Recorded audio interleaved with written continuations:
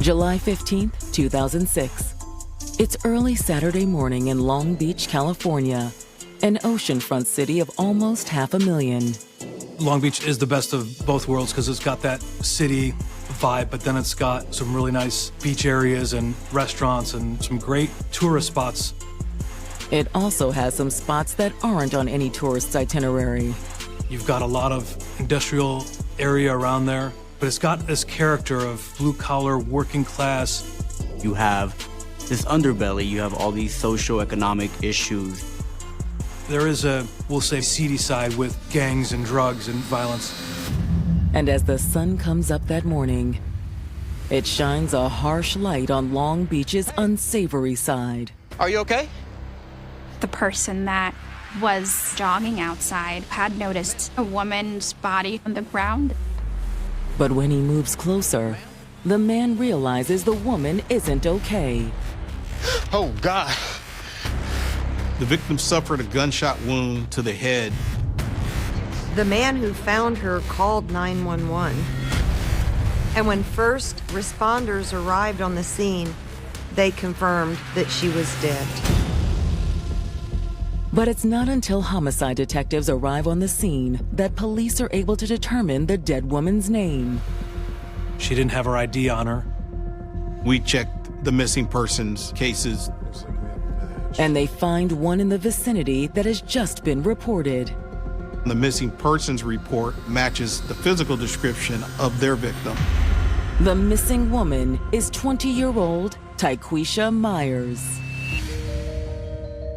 Tyquisha Myers had grown up in Las Vegas, surrounded by a loving family. She was very trusting. She seemed like she was always looking out for the best in people. However, her life wasn't without challenges. Tyquisha got pregnant at 14. The child's father wasn't in the picture, but still, Tyquisha wanted to have the baby. Being 14 and having a newborn baby and being a single parent, all of those were the odds kind of stacked up against her. You're focused on just trying to build friendships, build connection, learn who you are. And now you're thrust into parenthood to now begin to turn your focus onto this child. And not really knowing how to parent because she was just a child herself. That was a very challenging time for her. But Tyquisha rose to the challenge by throwing herself fully into motherhood. She was determined to do better and not just succumb to what she was experiencing. Because as a single parent, you kind of rise to the occasion and try to learn and do all the things so that you can succeed. But there was still something missing. She wanted a father figure in her son's life, someone to make their family complete. And when her son was 6 years old, she found him, a man named Carl Mays. Carl wished her off her feet. The relationship moved fast. Because it had to. Well, I'm only gonna be in town for a couple more days. Really? Carl was only in Las Vegas for fun. He lived in Long Beach. Got a shop out there, barber shop. Wow, really? Yeah. This is a man who's mature, who's situated and has some type of foundation, who has his own business. The black barbershop is a huge part of the community. You can pretty much feel the pulse of the community, and usually the head barber knows everybody or everything about what's going on. Carl also represented a huge opportunity for Tyquisha. He was someone that she could build a relationship with and provide a father figure for her son. So it's like a lot of hopes and dreams that she kind of all had bottled up into this package called Carl. Maybe I can come to Long Beach and visit you sometime? Oh, I'd like that. Really? Yeah. Tyquisha made several trips to see Carl in California. That really excited her, the possibility for what she and her son could experience in moving here to Long Beach. We're right by the ocean. We're chilling, we're vibing. And by the beginning of 2006, Tyquisha had made California her home. Carl asked Tyquisha to marry him, and she said yes. It's just like, yes, let's jump into it. She's lived with her parents for such a long time. So now she's just wanting to break free and just make her own decisions. choose whatever it is that she wants to choose and have this freedom. She was someone with so much future ahead of her. But now it appears that Tyquisha will never have the opportunity to embrace that future. Police get a radio call of someone reporting that the person was lying injured on the trail from a single gunshot wound. The detectives respond to the crime scene, and then a crime scene is established where the victim or where the body was found. The yellow tape goes up. No one's allowed to come close so that the forensic technicians can start taking pictures.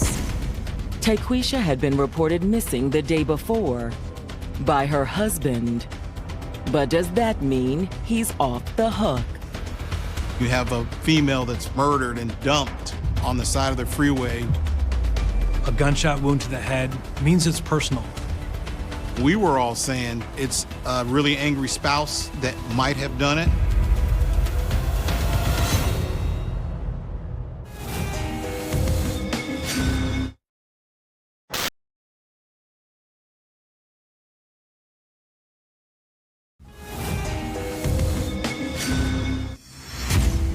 "20-year-old Las Vegas native Tyquisha Myers was ready to start a new chapter in her life. She's lived with her parents for such a long time. She's wanting to venture out and start her own family. She and her 6-year-old son were in the process of moving to Long Beach, California. But she wouldn't be in Long Beach alone. Just a few months earlier, she'd met and married 28-year-old Carl Mays. Carl ran his own barbershop in Long Beach. Seeing this as an opportunity to just have this love and acceptance and have the support of a male figure who is mature, who is established, who has a job, and who seems to be self-sufficient. Only now, Tyquisha's new beginning has come to a violent end. Soon after Carl reported her missing, Tyquisha was found alongside a bike path, dead from a single gunshot wound to the head. When you have a gunshot wound to the head, usually we call that an execution-style murder. Somebody was pissed off, or it's a very violent individual who did it.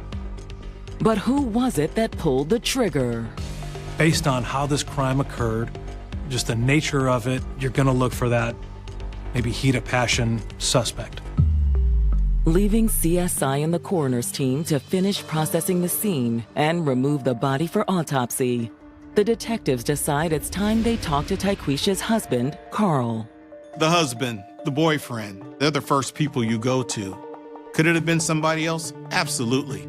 But that's the first place you look.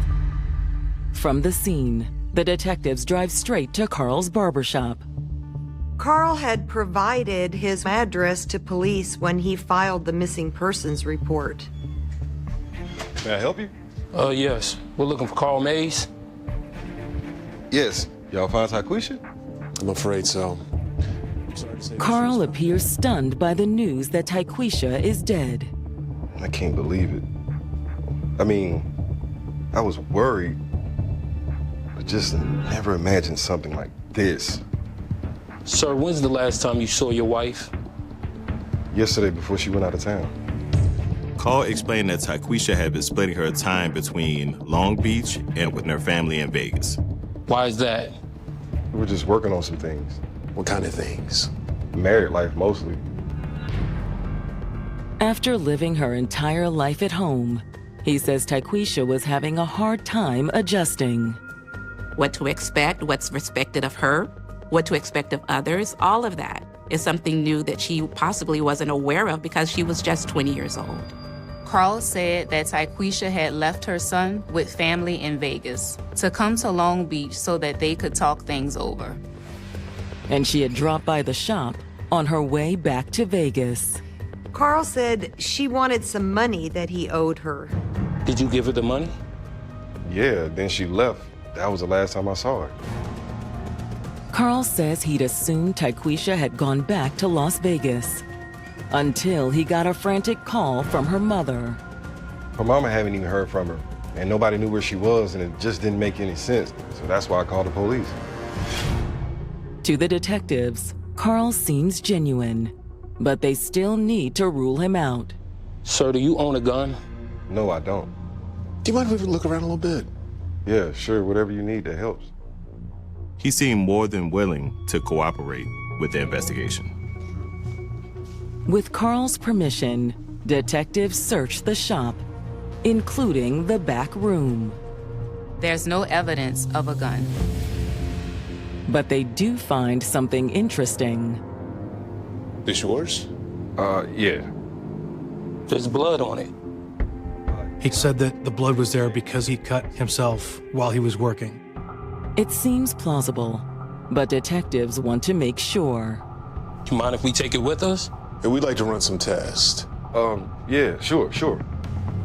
I'll bag it and take it to the cruiser.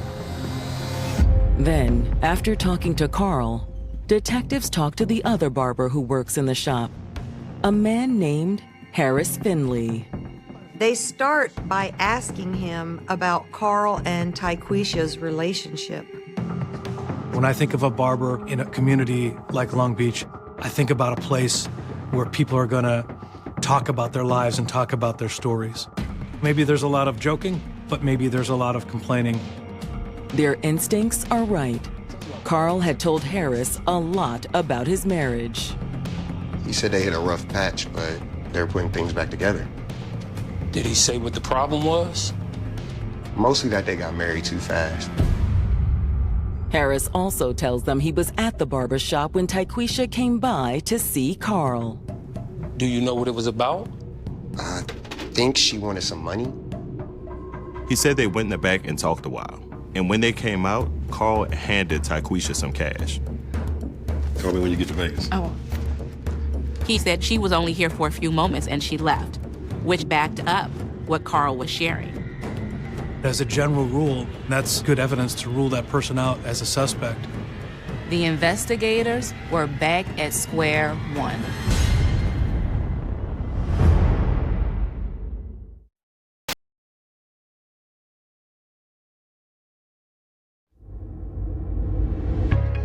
Detectives investigating Tyquisha Myers' murder have all but ruled out her husband, Carl Mays. When they interviewed the barber that worked in the shop with Carl, he backed up what Carl was sharing. So he gave her the money and she left. Yeah.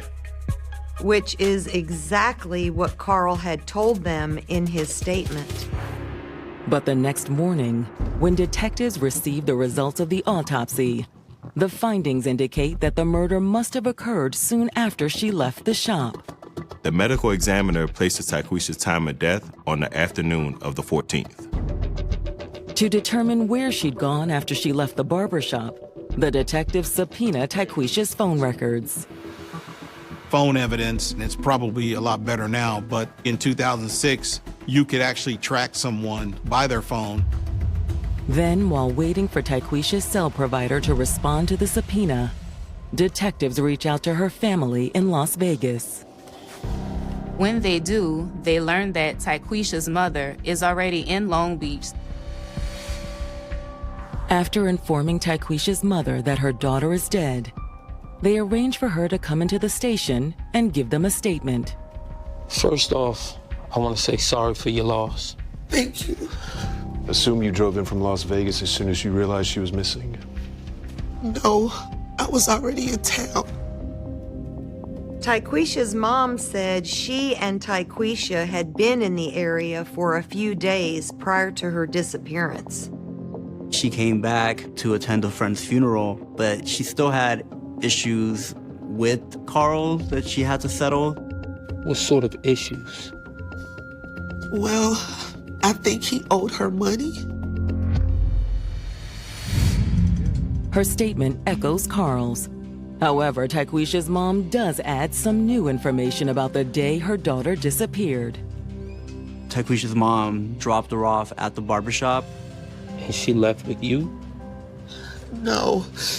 She said she didn't know how long she would be. She stated that Tyquisha was planning to see another friend in Long Beach after she left Carl's. She said she would either get a ride with them or Carl would take her. That was the last time she heard from her daughter.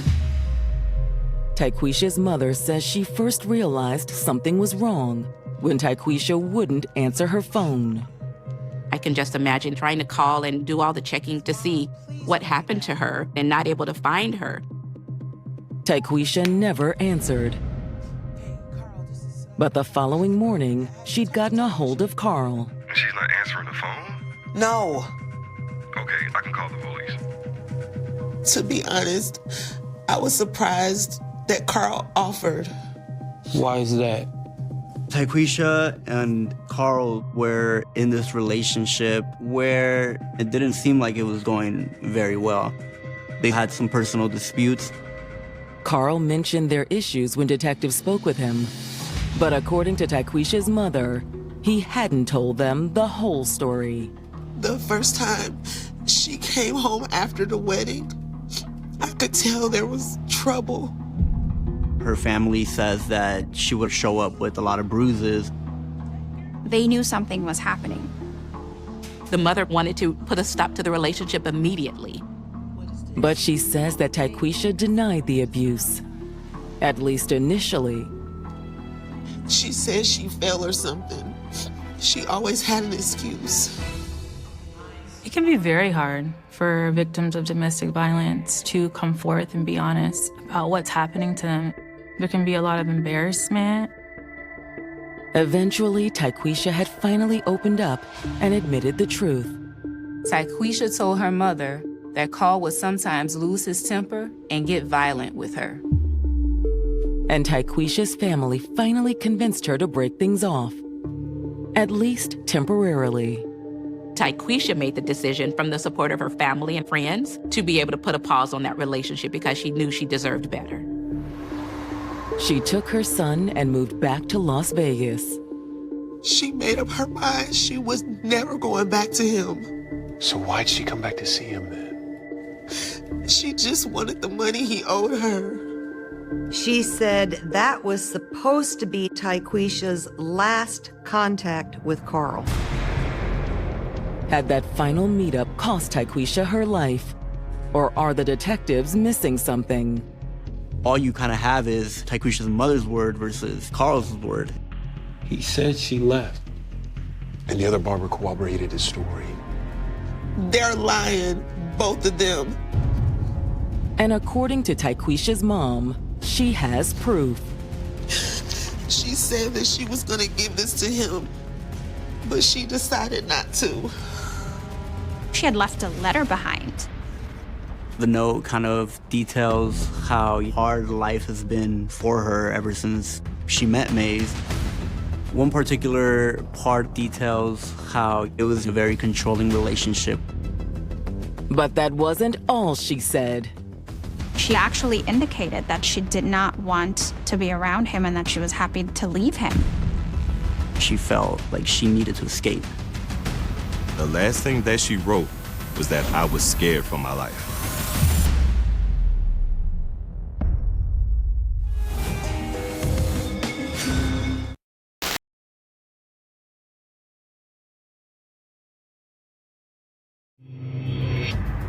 Detectives investigating the murder of Tyquisha Myers have learned that she recently left her husband, Carl Mays, over emotional and physical abuse. It's all detailed in a letter that Tyquisha's mother provided to detectives. That note is a huge piece of evidence to paint a picture of their relationship. And the last line of the letter all but names Carl as her killer. Tyquisha closed the letter by stating, "I was scared for my life." As an investigator, it really focuses your efforts into closing in on this person. However, there's something standing between the detectives and an arrest. Carl's fellow barber, Harris Finley. Harris told detectives that he was in the barbershop when Tyquisha dropped by. He says that Carl gave her the money he owed her, and she left. But now that they've read the letter she wrote, detectives aren't so sure. Harris may have had reason to lie, too. Carl was his employer, and so the reality is you're not going to mess up the way that you feed yourself or feed your family. Harris could even be protecting himself. If Carl had killed Tyquisha, maybe Harris helped get rid of the body. There's suspicion of Carl mounting. Detectives do a little digging on Tyquisha's husband. They're looking for previous crimes, any other history of domestic violence, restraining orders, things like that. There's nothing in Carl's record as far as domestic violence or a restraining order. But the search does reveal something. The year before, he was arrested for having a loaded firearm on his possession in public. Tyquisha died from a single gunshot wound to the head. But while the weapons charge raises detective suspicions, it's a long way from a murder charge. The weapons charge only proved that he used to own a gun, not that he had one now. And the search of the barbershop hadn't produced any evidence of a gun either. However, the detectives hope that one piece of evidence from the barbershop could be the breakthrough they need. The investigators found a blanket that had blood on it. At the time, Carl said the blood was his, but the detectives wanted to be sure. They took it in for DNA. The test results proved disappointing. It came back as unconclusive. Back in 2006, the technology just wasn't as refined as it is now. But when detectives received Tyquisha's phone records, they further suggest that the murder did occur in the barbershop. Cell phone records showed that was her last known location. After that, there was no activity on Tyquisha's phone. But the phone records alone aren't enough for an arrest.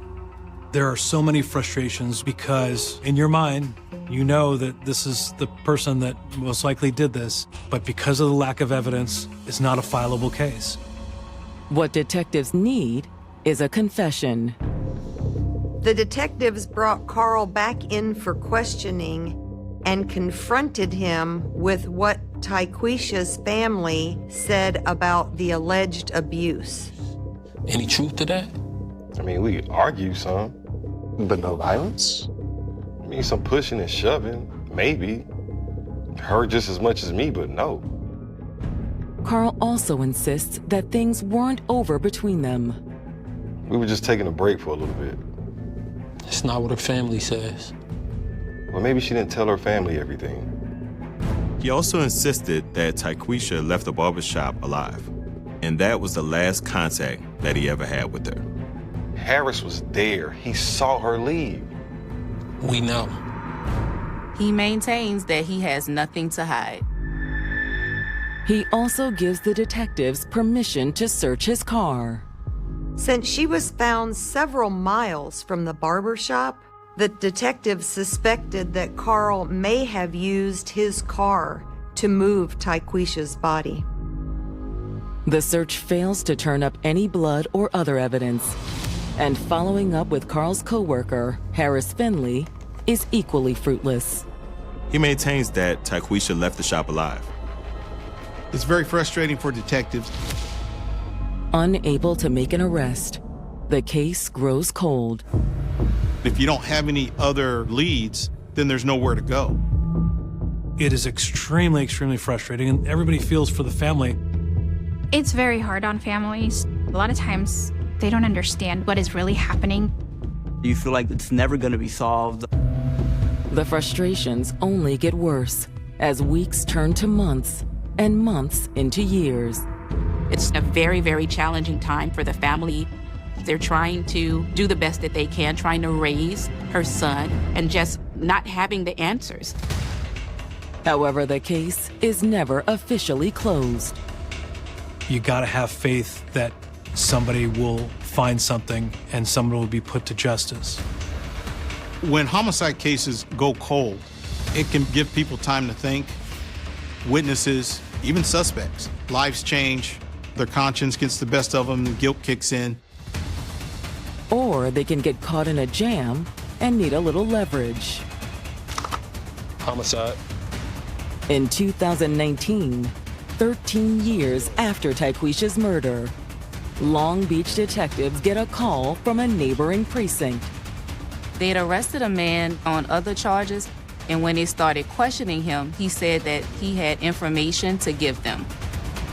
The man they had in custody was Carl's friend, Harris Finley.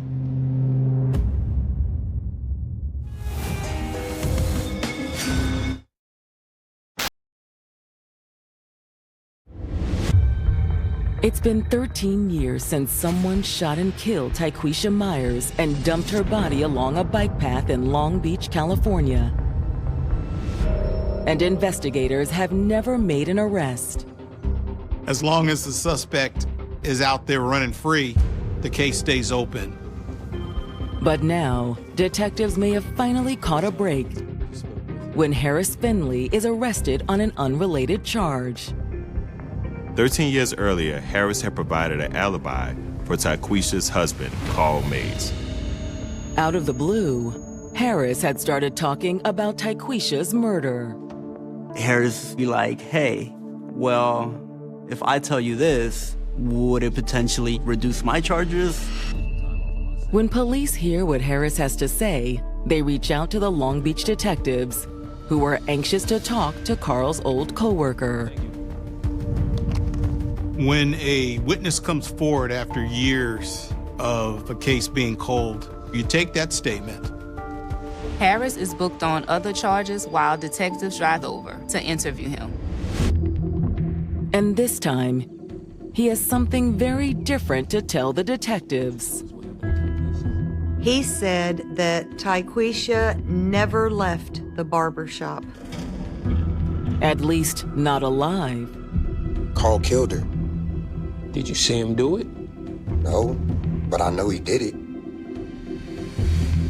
According to Harris, when Tyquisha stopped by the shop that day, she wasn't happy.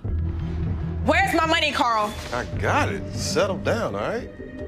When Tyquisha enters the barbershop, they kind of start arguing a little bit. He says Carl took Tyquisha into the back room of the barbershop to talk. Did you happen to hear what they said? Not really. However, he says there was no mistaking what he heard next. You're sure it was a gunshot? Yeah. Harris said that Carl came out of the back room a few minutes later. What happened, man? It was an accident. I didn't mean to do it.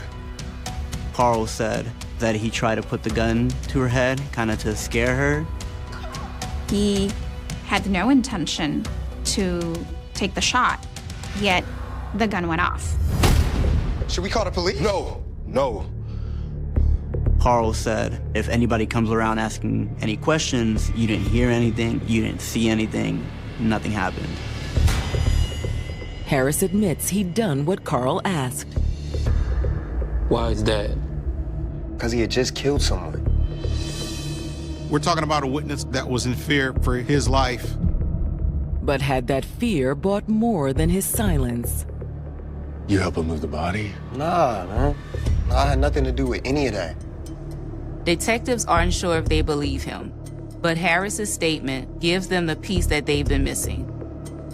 The witness statement matches the victim's injuries, matches how it could have happened. It matches the phone data. So everything is tied together.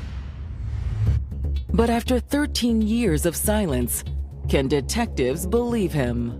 Oftentimes, suspects are just making things up, and clearly he has a motive to get out of whatever he was arrested for.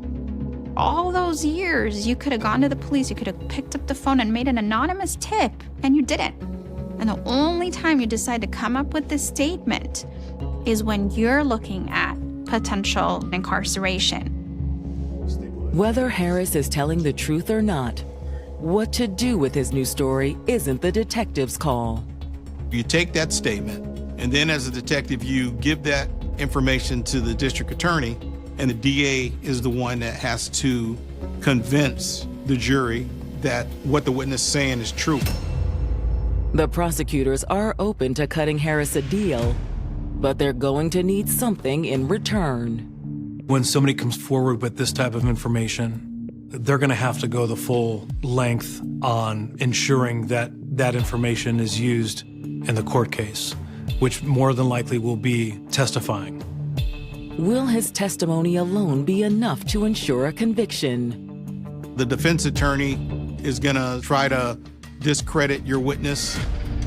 If the reason he didn't speak 13 years before is because he was afraid for his life, then what changed?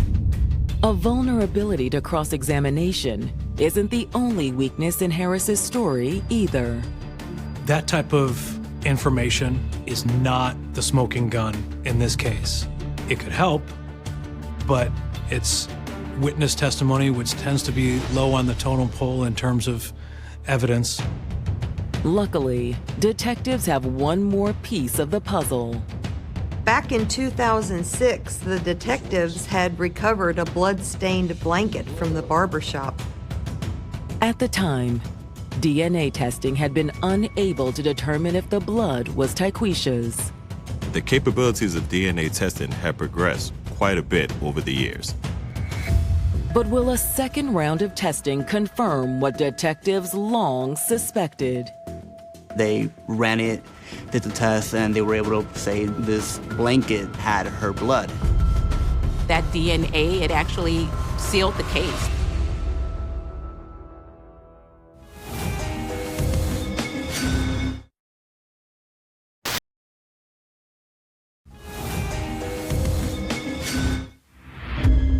"13 years after Tyquisha Myers' murder, police and prosecutors believe they finally have enough evidence to make an arrest. DNA testing has determined that the blood on the blanket found in Carl's barbershop belongs to Tyquisha. And it isn't the only thing detectives have to connect Tyquisha's husband, Carl Mays, to her murder. Carl's co-worker, Harris Finley, said he heard a gunshot after Carl took Tyquisha into the back room of the barbershop. The witness statement is actually the icing on the cake. On September 13th, 2019, detectives finally take Carl Mays into custody. But when they get him into the interview room, he still denies having anything to do with Tyquisha's death. I'm the one that reported her missing. Why would I do that if I killed her? Harris said you did it. He heard the gunshot. The detectives tell him that his former coworker had changed his story. He said that he's lying. And the blood on the blanket? You said it was yours. And we know that's a lie. Now backed into a corner, detectives give Carl one more chance to come clean. Come on, man. Do yourself a favor. Somebody that's remorseful, or you get somebody that's confessed, that goes a long way. But Carl is through talking. No, I need my lawyer. He asks for a lawyer, effectively ending the interview. Even without a confession, detectives are able to book Carl on murder charges, and Tyquisha's family rejoices at the news. It was a lot of crying and releasing of all of the emotion that has been building for those 13 years. However, for the patrons of Carl's barbershop, the arrest comes as a shock. When you're going to the barber shop and have a friendly face that you see all the time, you never picture that that person can take a life. And so it must be a scary thing for the community. And when the case goes to trial, they're still wondering, is Carl a cold-blooded killer? Once that person steps foot in the courtroom, all eyes are on them. While Carl looks on from the defense table, the prosecutors lay out the case against him. Prosecutors have to make sure that, they have enough evidence that the charges that they're presenting are going to stick. They have the family's allegations of abuse, Tyquisha's phone records that last place her at the barbershop, and they have her blood on the blanket from Carl's storeroom. They also have a star witness. Harris Finley takes the stand and testifies that when Tyquisha came by the shop that day, Carl took her into the back room. He recalls hearing a loud pop in the background and then Carl coming out.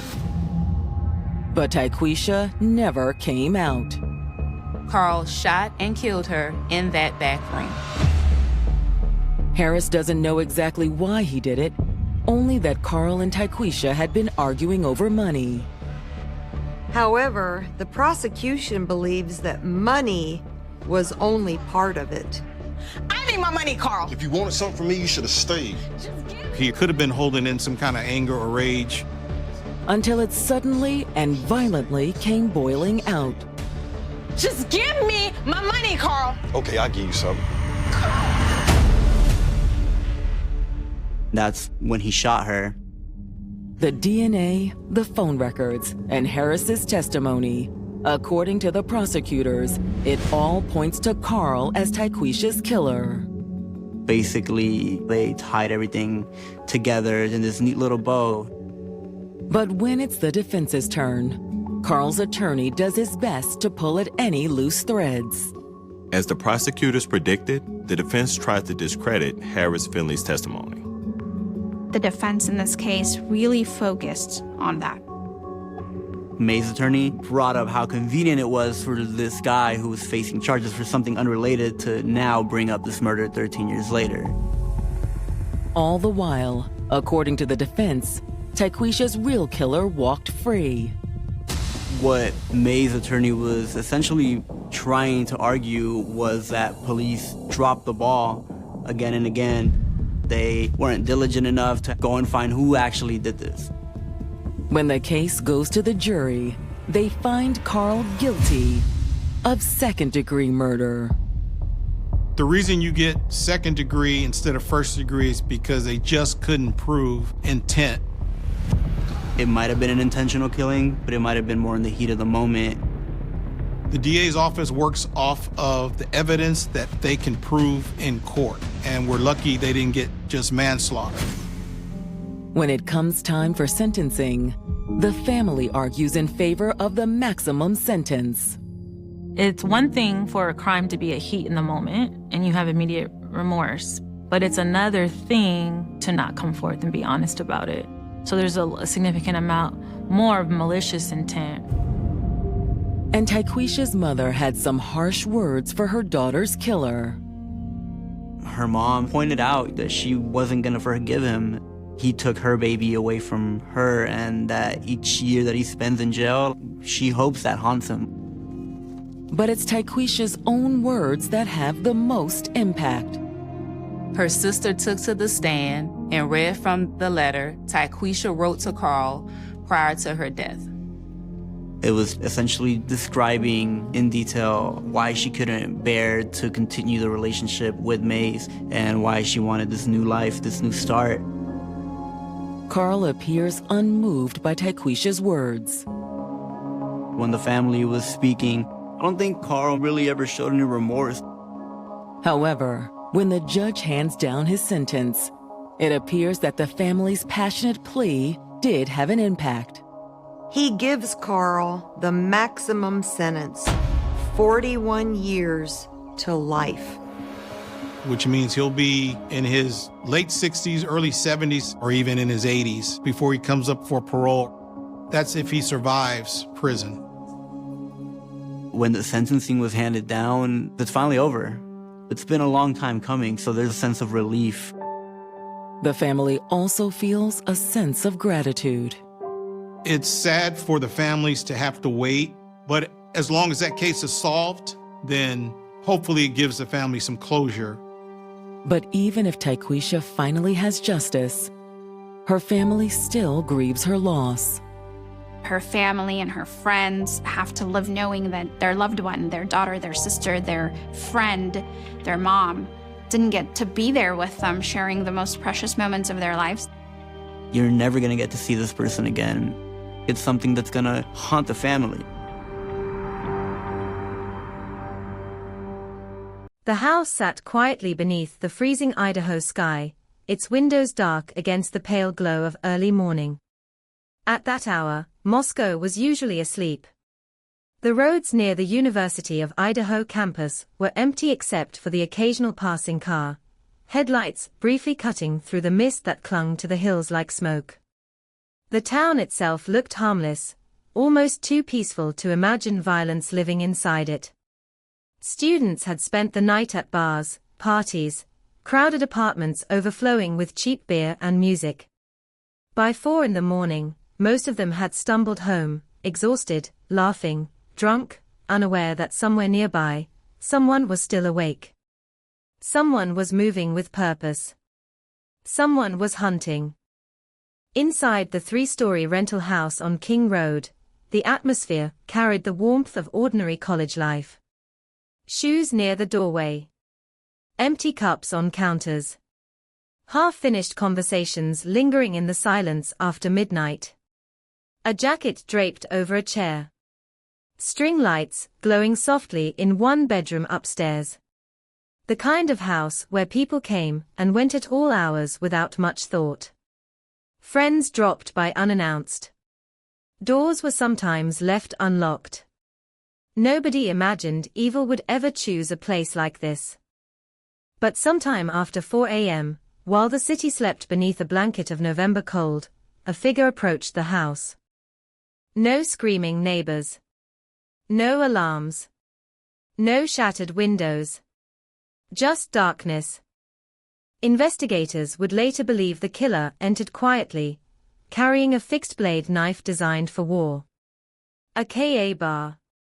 Heavy. Sharp. Meant to tear through flesh with terrifying efficiency. The weapon was not random. It was chosen. Upstairs, 21-year-old Kaylee Gonsalves had returned to Moscow for one final weekend before beginning a new chapter in her life. She had recently moved out, but came back to spend time with her closest friends. The trip was supposed to be temporary, one more carefree college weekend before adulthood finally arrived. Her family would later remember her excitement. Her future apartment in Texas. Her new job. The dog she adored. The plans she made so casually, never realizing time was running out around her. Beside her was Madison Mogen, her best friend since childhood. The two young women had grown up together in northern Idaho, their lives so deeply intertwined that people often spoke of them as if they were sisters. Madison had the kind of smile that made rooms feel warmer. Friends described her as patient, gentle, impossible to dislike. The two girls had spent the evening laughing downtown, before returning home late into the night. On the second floor, Zaina Kernadal and Ethan Chapin were together in Zaina's room. Ethan had stayed over after fraternity parties earlier that evening. He was one of triplets, athletic and easygoing, the kind of young man who blended effortlessly into every group around him. Zaina was energetic, stubborn in the best ways, fiercely loyal to the people she loved. The couple had only been dating for a short time, but to friends, they already seemed inseparable. 4 young lives. 4 bedrooms filled with ordinary things. Phone chargers tangled near beds. Makeup left open on counters. Text messages unanswered. Clothes waiting to be washed. The small evidence of futures still unfolding. And somewhere outside, a white car moved slowly through the darkness. Security cameras from neighboring homes would later capture fragments of it. A white Hyundai Elantra circling the area again and again in the dead of night. Not speeding. Not wandering aimlessly. Watching. Timing. Waiting. Inside the house, 2 surviving roommates slept on the first floor, unaware of what was happening above them. The killer never attacked them. That decision would become one of the most haunting mysteries of the case. Why those 4? Why spare the others? Even years later, investigators could not fully answer that question. At approximately 4:17 a.m., a nearby security camera recorded something chilling, distorted sounds echoing faintly through the darkness. A dog barking repeatedly. A whimper. A loud thud. Tiny noises that, in isolation, meant nothing. But together, after the murders became known, they transformed into the final echoes of terror. By the time the killer left the house, 4 students were dying inside. The attack itself was so brutal that even seasoned investigators struggled to process the scene. Blood-soaked mattresses. Defensive wounds. Evidence of desperate resistance. One victim reportedly fought hard enough to leave injuries on the attacker. The violence was deeply personal in appearance, almost animalistic in its intensity. Yet there was no sexual assault. No theft. No obvious motive left behind. Just devastation. And then the killer vanished into the freezing Idaho night. Hours passed. Morning arrived slowly over Moscow. Gray skies. Frost along the sidewalks. Students waking late after Saturday parties. Coffee brewing in apartments. Football games on televisions. Parents expecting phone calls that would never come. Inside the King Road house, silence stretched unnaturally long. At 11:58 a.m., a 911 call was finally made from one of the surviving roommates' phones. The initial report described an unconscious person. Dispatchers could not yet understand the horror waiting inside. Responding officers entered the home expecting perhaps an overdose, maybe an alcohol-related emergency common in college towns. Instead, they walked into a massacre. The details leaked slowly at first. 4 students dead. Homicide investigation. University community in shock.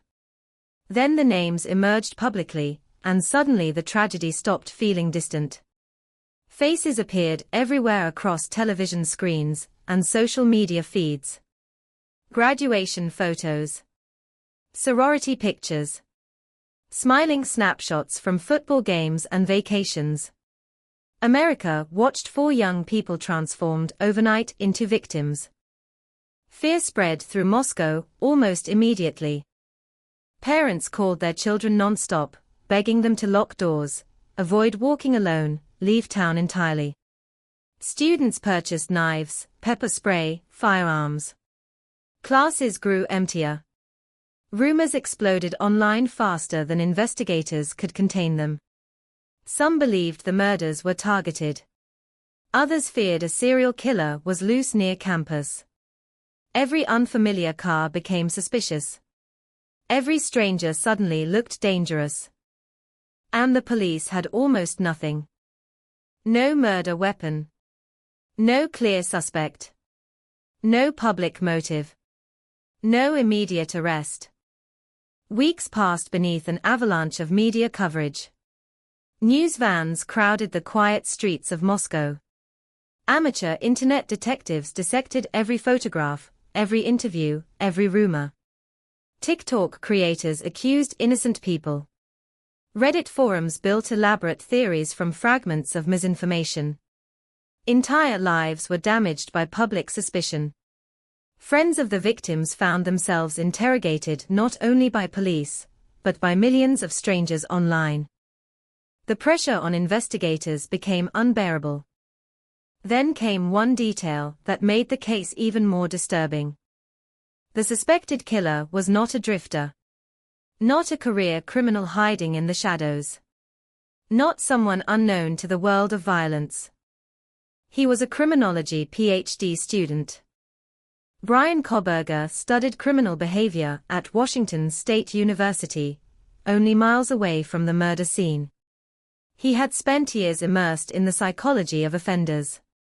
Serial killers. Forensics. Crime scene analysis. Academic papers discussing the minds of predators. Students later remembered unsettling conversations with him in classrooms. Discussions about emotions. About crime. About how criminals think. The idea horrified the public, because it shattered something people desperately wanted to believe, that monsters are obvious. Easy to recognize. Different from everyone else. But according to prosecutors, Koberger sat in lecture halls studying criminal investigation, while allegedly planning one of the most infamous murders in modern American history. When police finally arrested him on December 30, 2022, nearly 7 weeks after the murders, he was found thousands of miles away in Pennsylvania at his parents' home. By then, investigators had quietly assembled a trail of evidence piece by piece. DNA recovered from a knife sheath left beside one of the victims. Cell phone data allegedly showing repeated late-night trips near the King Road house before the murders. Surveillance footage tracking a white Hyundai Elantra moving through the area during the killings. Tiny fragments. Digital footprints. One mistake after another. Yet even after the arrest, the biggest question remained unanswered. Why? No confirmed connection between Koberger and the victims ever fully explained the violence. No manifesto emerged. No confession revealing some twisted logic. The absence of motive became its own source of horror, because it forced people to confront a terrifying possibility. Maybe there was no reason ordinary minds could understand. Maybe the house was chosen simply because it was vulnerable. Maybe the victims were chosen because they were there. And maybe, on that freezing November night in Idaho, Eva walked through an unlocked door wearing the face of someone who had spent years studying how to hide it. Moscow, Idaho did not look like the kind of place that would become internationally associated with horror. Nestled among rolling hills and farmland near the Washington border, the town carried the slow rhythm of a classic American college community. On autumn mornings, fog drifted over the fields like pale smoke, hanging low across the roads before the sun burned it away. Pickup trucks moved lazily through intersections. Coffee shops filled with students carrying backpacks and laptops. Church bells occasionally echoed through the cold air.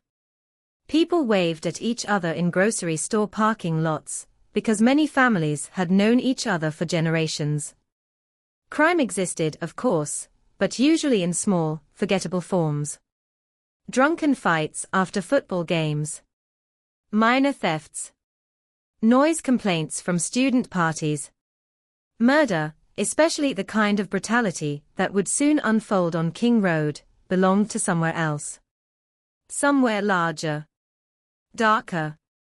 More broken. The University of Idaho sat at the center of the town like its beating heart. Nearly every business depended on the flow of students, who arrived each fall and disappeared every summer. Restaurants filled during game weekends. Apartment complexes overflowed with young people chasing independence for the first time in their lives. The campus itself blended old brick buildings with wide lawns and tree-lined walkways that turned gold and crimson during November. To outsiders, it looked picturesque. Safe. The kind of place parents trusted when they dropped their children off for college.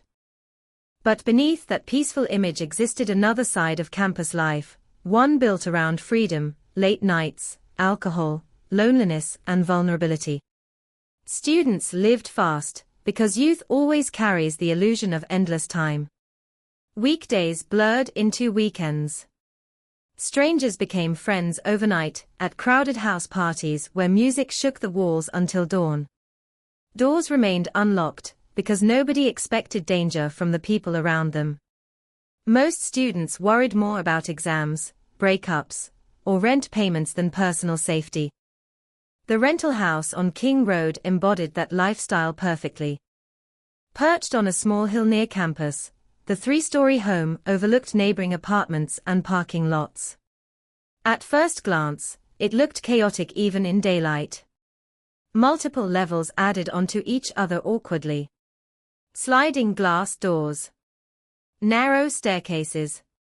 Large windows exposing parts of the interior from outside. Cars constantly parked nearby. Friends and visitors coming and going at all hours. It was the kind of student house where privacy barely existed. Inside, the home reflected the personalities of the young women who lived there. Decorations crowded the walls. Photographs taped to mirrors. Blankets draped over couches. Makeup products scattered across bathroom counters. There was always some level of noise, laughter from upstairs bedrooms, phones playing TikTok videos, roommates talking over each other while getting ready for parties. The house felt alive almost constantly. To the outside world, the 6 students living there represented ordinary college life at its brightest. Kaylee Gonsalves had the restless energy of someone impatient for the future. Friends remembered her as outgoing and sharp-witted, someone who filled silence quickly, because she hated awkwardness. She loved taking photographs, documenting nights out with friends, freezing moments before they disappeared. Her social media painted the picture of a young woman enjoying the final carefree years before adulthood truly began. But behind the smiles existed the complicated reality familiar to many college students. Anxiety about careers. Relationships shifting under pressure. The fear of leaving behind the version of yourself everyone expects you to be. Kaylee had recently made a major decision. She was preparing to move to Texas for a new job opportunity. The move symbolized independence, adulthood finally becoming real. She had bought a Range Rover to celebrate. Family members later described how proud she felt, how excited she was to begin the next chapter of her life. Returning to Moscow that November weekend was supposed to be temporary, almost nostalgic. One last reunion with friends before everything changed. Madison Mogen balanced Kaylee's louder personality with a quieter warmth. She worked at a local restaurant, smiled easily, and carried herself with calm confidence. People trusted her quickly. She had known Kaylee for years, long before college, long before their names became headlines repeated endlessly across national television. Their friendship had survived distance, relationships, arguments, and growing up together. Photos showed them constantly side by side, leaning against each other at parties, laughing in crowded bars, arms wrapped around shoulders like sisters. Zaina Kernadal brought a different energy into the house.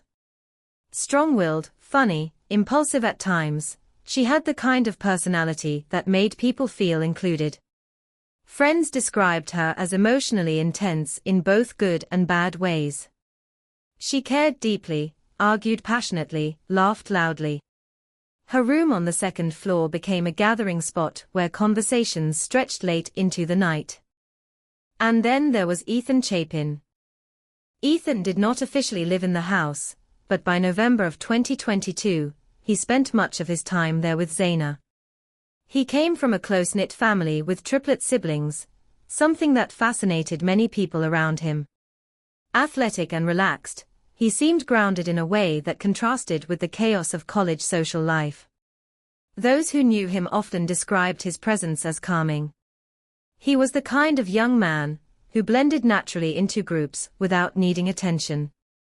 Together, the 4 victims represented something painfully recognizable to millions of people. Ordinary youth suspended in that fragile moment between adolescence and adulthood. They were not celebrities. Not political figures. Not people surrounded by security or danger. They were students sharing rent, attending classes, posting selfies, worrying about grades, making plans for Thanksgiving break. That normalcy became one of the most disturbing aspects of the case. Because the setting itself felt safe. Even late at night, Moscow rarely carried the atmosphere of real danger. Students walked home drunk after parties without much concern. Food trucks near bars stayed busy past midnight. Police officers responding to noise complaints often encountered little more than intoxicated laughter and messy kitchens. Violence severe enough to shatter a community simply did not fit the town's identity.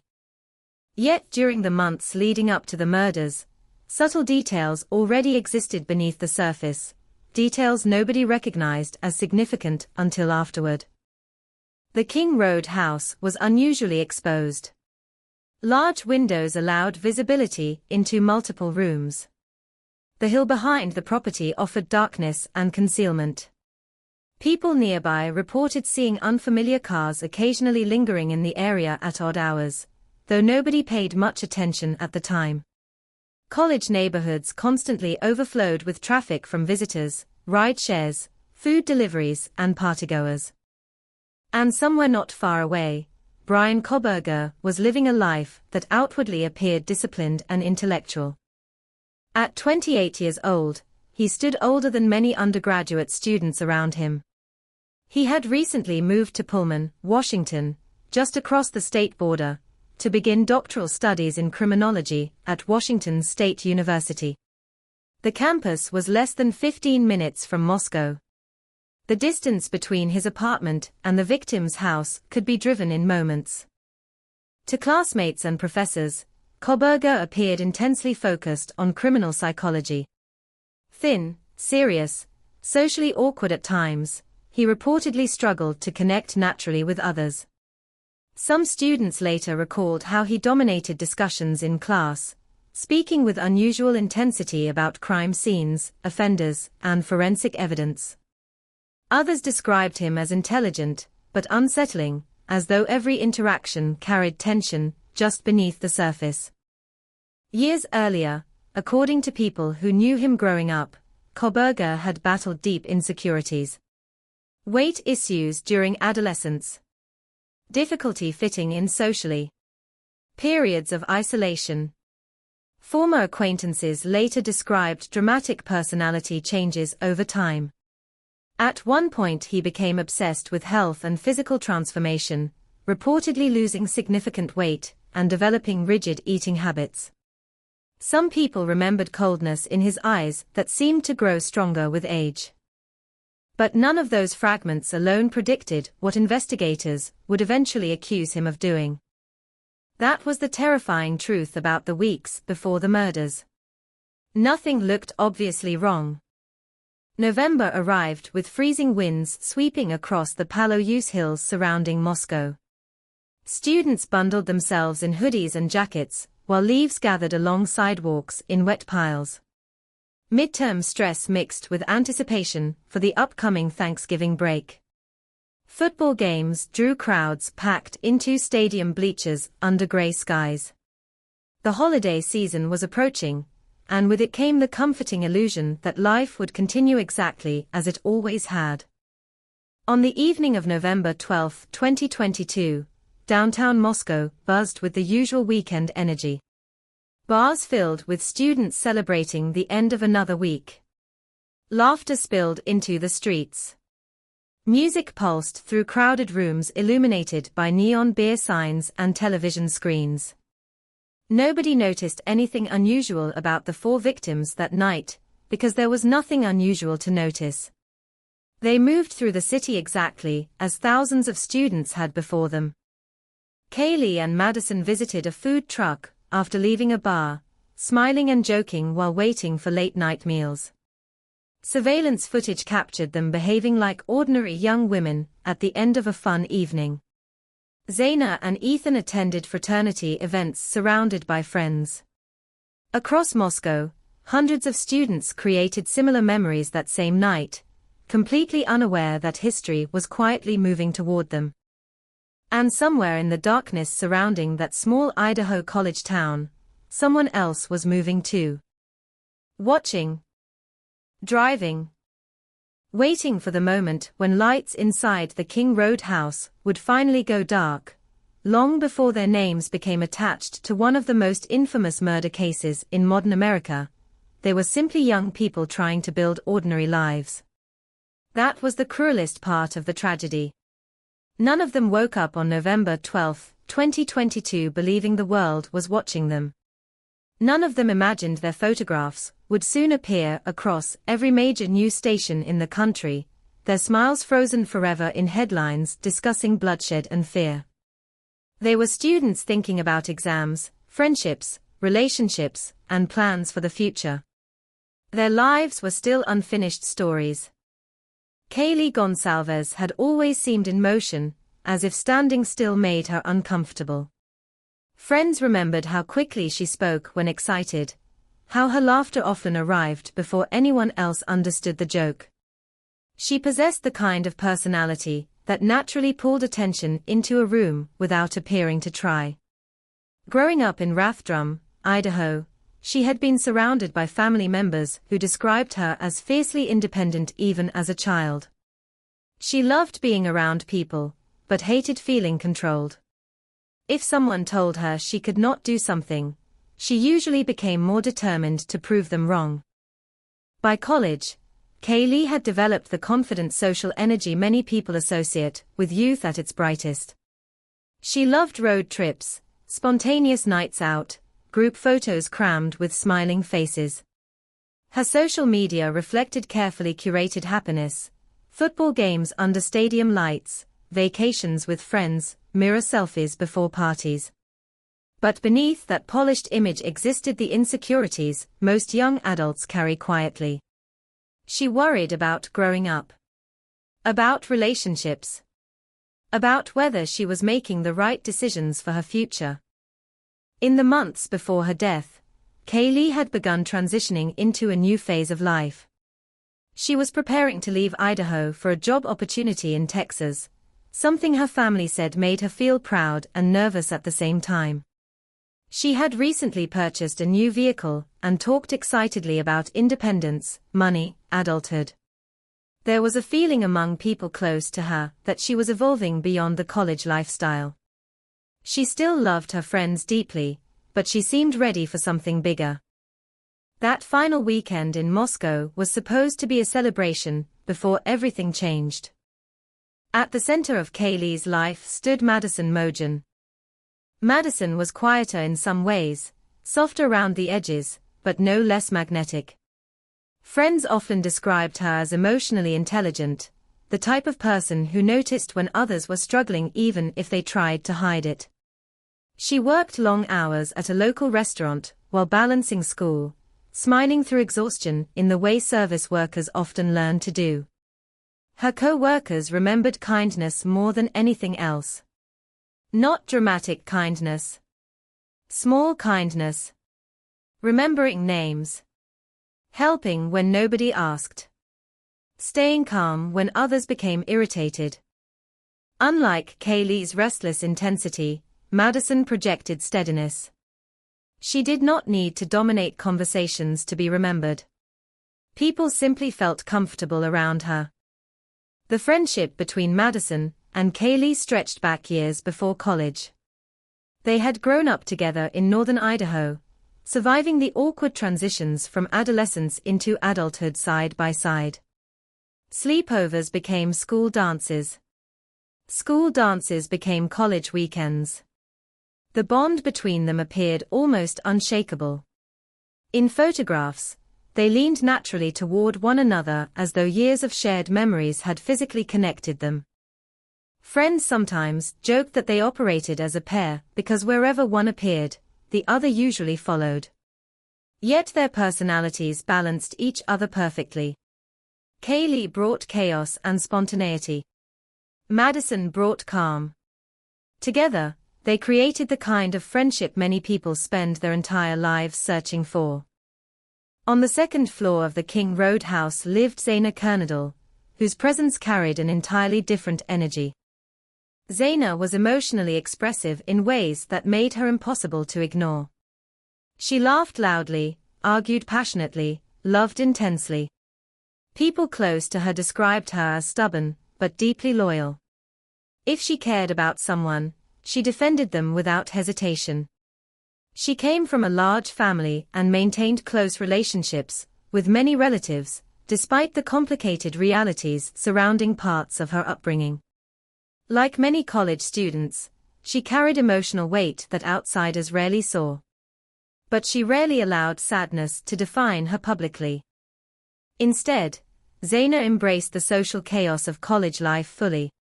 Parties, friend groups, late-night conversations spilling into early morning. Her room often became a gathering place inside the house, because she made spaces feel welcoming. She had the ability to shift a room's mood quickly, either through humor or sheer emotional force. Her relationship with Ethan Chapin had become one of the brightest parts of her life. Ethan differed from the others in subtle but important ways. Tall, athletic, naturally relaxed, he projected a grounded confidence that never felt forced. Growing up alongside triplet siblings had shaped his personality into something cooperative and easygoing. Friends described him as dependable, someone who rarely created drama even within the emotional turbulence of college relationships. He attended the University of Idaho as part of the Sigma Chi fraternity and quickly built strong friendships across campus. Unlike people who desperately chase popularity, Ethan seemed to attract others effortlessly because he appeared genuinely comfortable with himself. He smiled often, teased friends lightly, avoided taking himself too seriously. When he and Zaina started dating, those around them noticed how naturally they fit together despite their different temperaments. Zaina brought emotional fire. Ethan brought calm stability. Their relationship felt young and imperfect, but sincere. They spent increasing amounts of time together at the King Road house, blending Ethan into the rhythm of the household until his presence there felt almost permanent. The house itself reflected the lives unfolding inside it. There were 6 residents in total, though schedules constantly shifted because of classes, work, parties, and relationships. Bedrooms contained traces of unfinished youth everywhere. Cosmetics scattered beside textbooks. Dirty laundry piles beside expensive shoes. Empty drink cans near laptops, glowing late into the night. The kitchen rarely stayed clean for long, because students moved through it at all hours, grabbing food between classes or after nights out. To outsiders, the home might have appeared chaotic. But to the people living there, it represented freedom. No parents monitoring curfews. No childhood rules. Just young adults trying to shape identities in real time. Friends visited constantly. Some stayed overnight without much planning. Others wandered in during parties and never fully left until morning. Noise traveled easily through the thin walls and uneven floors. Laughter erupted unexpectedly from bedrooms upstairs. Music drifted beneath closed doors. Sometimes arguments happened over dishes or parking spaces or borrowed clothes, but those conflicts rarely lasted long. That atmosphere of openness would later become one of the most painful details in the case, because it reflected trust. The students inside that house believed they were safe enough to live casually. Safe enough to leave blinds partially open. Safe enough not to view every stranger as a threat. And why would they? Moscow had never taught them otherwise. The final day of their lives began with complete normalcy. Saturday, November 12th unfolded like countless college weekends before it. Football fans filled bars and restaurants. Students gathered at fraternity houses and apartments. Temperatures dropped steadily as darkness approached, pushing people indoors toward parties, and crowded living rooms glowing with television screens and cheap lights. Kaylee and Madison spent part of the evening downtown, moving through bars packed with students celebrating the weekend. Surveillance footage later showed them smiling and interacting casually with others, entirely unaware of the significance those final recordings would someday hold. At one point, they stopped at a food truck shortly before returning home. They looked tired but happy. Comfortable. Alive in the most ordinary way possible. Zaina and Ethan attended a fraternity gathering earlier that night before eventually returning to the King Road house together. Witnesses later described nothing unusual about their behavior. No visible fear. No indication they sensed danger approaching. The hours before the murders became endlessly analyzed afterward, because people desperately wanted to discover hidden warning signs. Investigators reviewed phone records, social media interactions, surveillance footage, and text messages searching for evidence that something had gone wrong earlier in the evening. But the terrifying reality remained unchanged. The victims spent their last hours behaving like millions of college students across America. They laughed. They drank. They made plans for tomorrow. Somewhere during that same night, however, another story was unfolding nearby. A white Hyundai Elantra moved through the darkness surrounding Moscow and Pullman. Security cameras would later capture fragments of its movements, brief appearances on quiet roads, turns through intersections, headlights crossing sleeping neighborhoods. Investigators eventually believed the driver had spent time near the King Road residence before. Possibly many times. The thought chilled the public once it became known, because it suggested preparation, observation, patience. Inside the house, the victims remained unaware.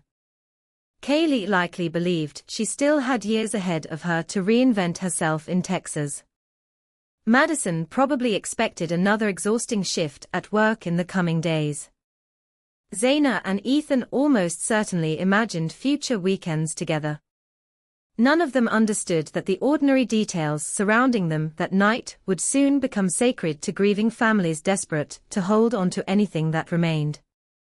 A final photograph. A final text message. A final laugh captured somewhere in the background of a stranger's cell phone video. Outside, the November wind moved quietly through the hills of Idaho, while the lights inside the King Road house slowly disappeared one by one into darkness. The night of November 12, 2022 slowly dissolved into the early hours of November 13 beneath a sky heavy with cold Idaho darkness. Moscow had begun to quiet down after midnight, though pockets of noise still drifted through the college neighborhoods surrounding the university. Music echoed faintly from distant apartments. Car doors slammed. Drunken laughter spilled briefly into the streets, before disappearing again. Students wandered home in groups wearing hoodies against the freezing wind, their breath visible beneath streetlights, glowing pale orange against the fog. By 2 a.m., the city had entered that strange transition between chaos and silence, when exhaustion begins overtaking intoxication. Restaurants closed their doors. Bars emptied. Traffic faded. One by one, windows across campus darkened. Inside the King Road house, the final ordinary moments of 4 young lives unfolded quietly. Kaylee Gonsalves and Madison Mogen returned home after stopping at a food truck downtown. Surveillance footage captured them standing together waiting for food, bundled against the cold, speaking casually to people nearby. Nothing about their behavior suggested fear. Kaylee occasionally checked her phone. Madison appeared tired but relaxed. They looked exactly like thousands of college students at the end of a Saturday night. After arriving back at the house sometime before 2 a.m., the 2 women settled into the third-floor bedroom where Kaylee was staying with Madison. The room reflected the soft chaos of young adulthood. Blankets twisted across the bed. Decorative lights glowing faintly against the walls. Makeup products scattered across surfaces. A dog named Murphy moved around the room restlessly, before eventually calming down. Downstairs on the second floor, Zaina Kernadal and Ethan Chapin returned to Zaina's room after attending fraternity events earlier in the evening. Phone activity later suggested Zaina was still awake hours later, scrolling through social media, and possibly ordering food delivery. Investigators would later determine a DoorDash order arrived at the house shortly before the murders. Another tiny ordinary detail frozen forever inside an extraordinary tragedy. At approximately 4 a.m., the neighborhood appeared almost completely asleep. But outside the house, movement continued. Security cameras later captured the same white Hyundai Elantra circling near King Road repeatedly during the early morning darkness. The vehicle drove past the residence multiple times, turning around, reappearing, lingering in ways investigators would later describe as deliberate.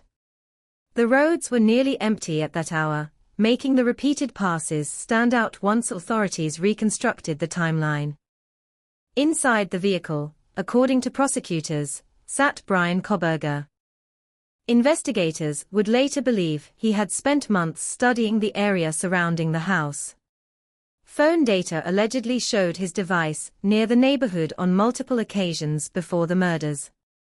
The idea suggested something deeply unsettling. The killings may not have been impulsive at all. They may have been preceded by observation, planning, obsession growing quietly in darkness, while the victims continued living ordinary lives completely unaware they were being watched. Sometime around 4:04 a.m., investigators believe the killer approached the house. The layout of the property created vulnerabilities easy to miss during daylight. The rear sliding glass door on the second floor could be accessed from behind the home, where shadows and elevated terrain offered concealment. At night, the property became even more isolated than it appeared from the street. The killer entered carrying a Ka-bar knife. Military style. Heavy-bladed. Designed for close combat. The attack that followed unfolded with horrifying speed. Upstairs on the third floor, Kaylee and Madison were likely asleep, or drifting toward sleep, when the killer entered the bedroom. Investigators later suggested the attack may have begun there. The violence was immediate and overwhelming. The knife inflicted catastrophic injuries, with such force that one victim reportedly suffered wounds described by family members as beyond recognition. The room became a scene of unimaginable brutality within seconds. There were indications at least one of the women awoke during the assault.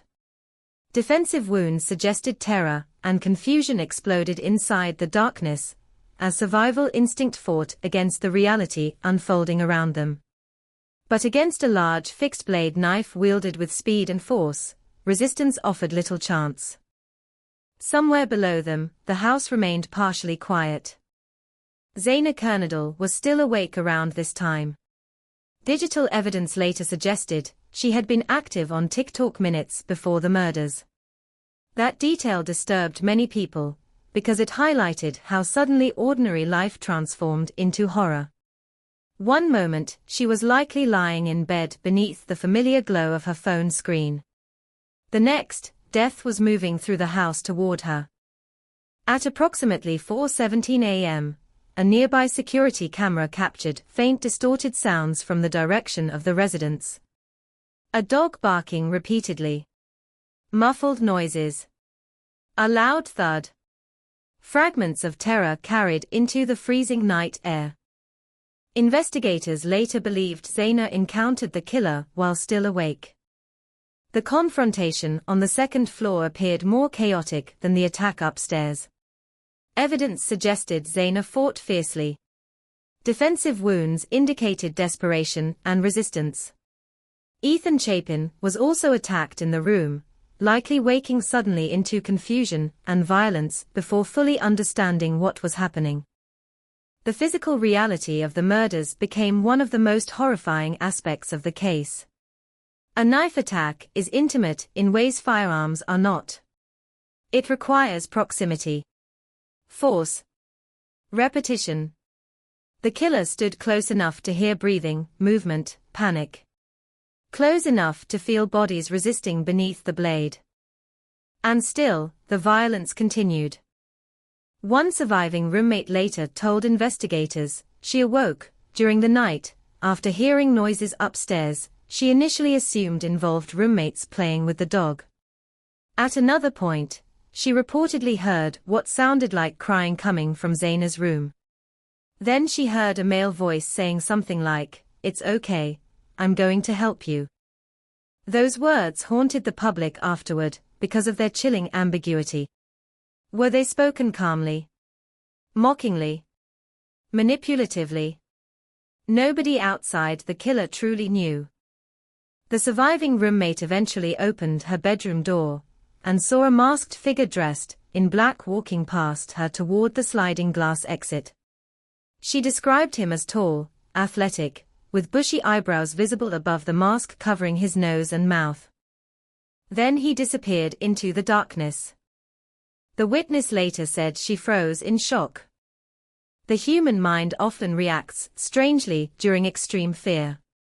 People imagine screaming, running, immediately calling police. But trauma does not always behave logically in real time. Confusion and denial can overpower instinct. The surviving roommates likely struggled to process what they had heard and seen inside a house already known for constant late-night activity and unfamiliar visitors. Meanwhile, the killer left behind devastation across 2 floors. Blood seeped through bedding and floors. The air inside the rooms carried the metallic smell of violence. Phones remained beside victims. Text messages stopped mid-conversation. One of the most disturbing details later revealed by investigators involved the knife sheath found beside one of the victims upstairs. A small object accidentally abandoned in the chaos. That mistake would eventually become one of the most important pieces of evidence in the entire case. Outside, the white Hyundai Elantra accelerated away from the neighborhood around 4:20 a.m. The roads remained empty. No traffic stop. No witnesses chasing the vehicle. Nothing to interrupt the killer's escape. Investigators would later allege Koberger drove south through rural roads afterward, possibly attempting to avoid detection. Cell phone activity suggested the device associated with him temporarily disconnected from network service during the approximate window of the murders before reconnecting later. Prosecutors believed this was intentional. Back at the King Road house, silence returned. That silence lasted for hours. Morning sunlight slowly crept across the hills surrounding Moscow, while the victims remained undiscovered inside the home. Students nearby woke with hangovers and ordinary Sunday concerns. Some attended brunch. Others slept late after parties. Parents elsewhere in Idaho expected calls from children who would never answer again. Inside the house, the surviving roommates reportedly attempted to contact the victims unsuccessfully. Confusion grew gradually rather than instantly. Nobody initially imagined mass murder waiting behind closed bedroom doors, because the idea itself felt impossible. This was Moscow, Idaho. A college town. Not the setting of a slaughter. Eventually, friends were summoned to the residence. Then came the 911 call at 11:58 a.m. Early reports described an unconscious person. Dispatchers and responding officers did not yet understand the scale of the scene awaiting them inside. When police entered the home, they encountered one of the most brutal crime scenes the city had ever witnessed. 4 young students dead. 2 surviving roommates alive downstairs. No obvious suspect. No murder weapon recovered. As news spread across campus that afternoon, disbelief transformed rapidly into panic. Students locked doors that had rarely been locked before. Parents flooded phones with frantic calls and messages. Rumors spread faster than facts. Some believed a serial killer was loose. Others thought the murders involved drugs, jealousy, secret relationships, or targeted revenge. But at the center of everything remained one terrifying truth. Sometime between 4 o'clock and 4:25 that morning, while an entire college town slept believing itself safe, a masked figure entered a student home carrying a military-style knife and left behind 4 bodies, countless unanswered questions, and a fear so deep it would consume the nation for years afterward. The first police officers arriving at 1122 King Road shortly before noon on November 13, 2022, had no idea they were stepping into a crime scene that would soon consume the entire country. The dispatch call sounded confusing from the beginning. An unconscious person. Possibly someone not waking up after a night of partying. In a college town like Moscow, Idaho, such calls were not unusual. Officers expected chaos, maybe intoxicated students crowding around a frightened roommate, perhaps an overdose. Something tragic, but explainable. Instead, the moment they entered the house, reality shifted. The atmosphere inside felt wrong immediately. Not loud. Not chaotic. Silent. The kind of silence that presses against the skin. The surviving roommates and several friends, who had gathered at the house before police arrived, appeared disoriented and frightened, struggling to explain what they had found. Confusion dominated the scene during those first moments, because the human brain does not easily process extreme violence in familiar spaces. People expect horror in movies, dark alleyways, abandoned buildings.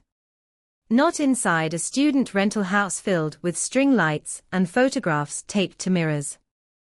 As officers moved deeper into the residence, the scale of the nightmare emerged room by room. Blood. So much blood. It stained bedding, walls, floors.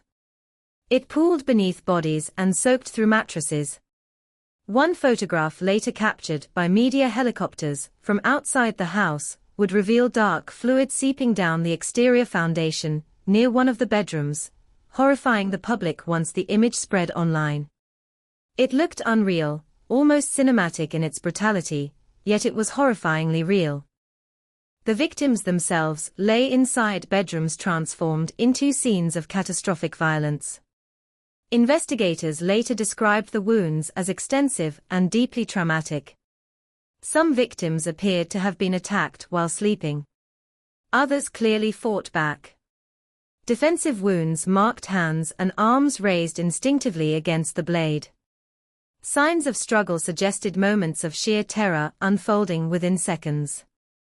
Even experienced officers reportedly found the scene emotionally overwhelming.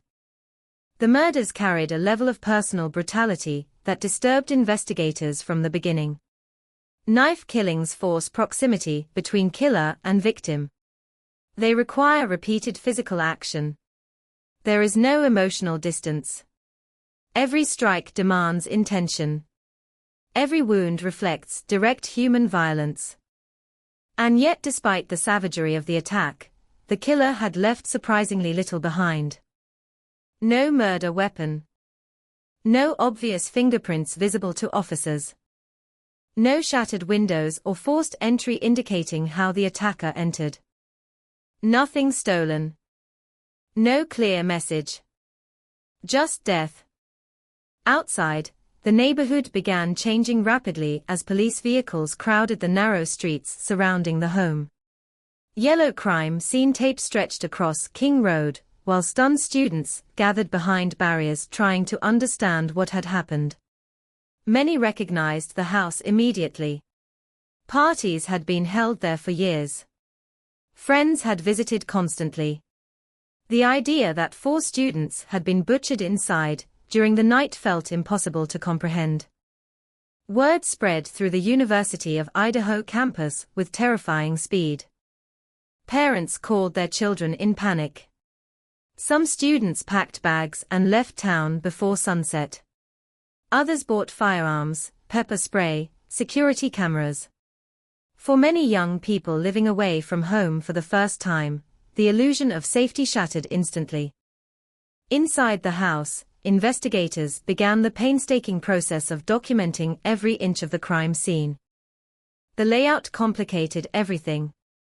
The multi-level structure created overlapping pathways, multiple entry points, and confusing movement patterns.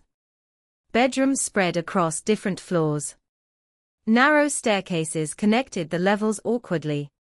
Detectives had to determine how the killer moved through the home, which victims were attacked first, and why 2 roommates downstairs survived untouched. That question haunted the investigation immediately. Why spare them? Authorities initially kept many details secret to protect the integrity of the case, but behind closed doors, theories multiplied rapidly. Some investigators believed the attack targeted a specific victim, while the others became collateral damage. Others feared the killer may have intended even greater destruction, but fled unexpectedly.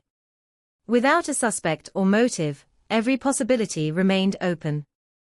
Then came one of the most important discoveries in the entire case. On the 3rd floor, near the bodies of Kaylee Gonsalves and Madison Mogen, investigators located a tan leather knife sheath partially tucked beside one of the victims. The sheath appeared designed for a Ka-Bar-style combat knife. Embossed on the exterior was the insignia of the United States Marine Corps. At first glance, it seemed like just another horrifying detail from a brutal scene. But forensic investigators immediately recognized its significance. The killer had apparently left it behind. That mistake would eventually become the thread capable of unraveling everything.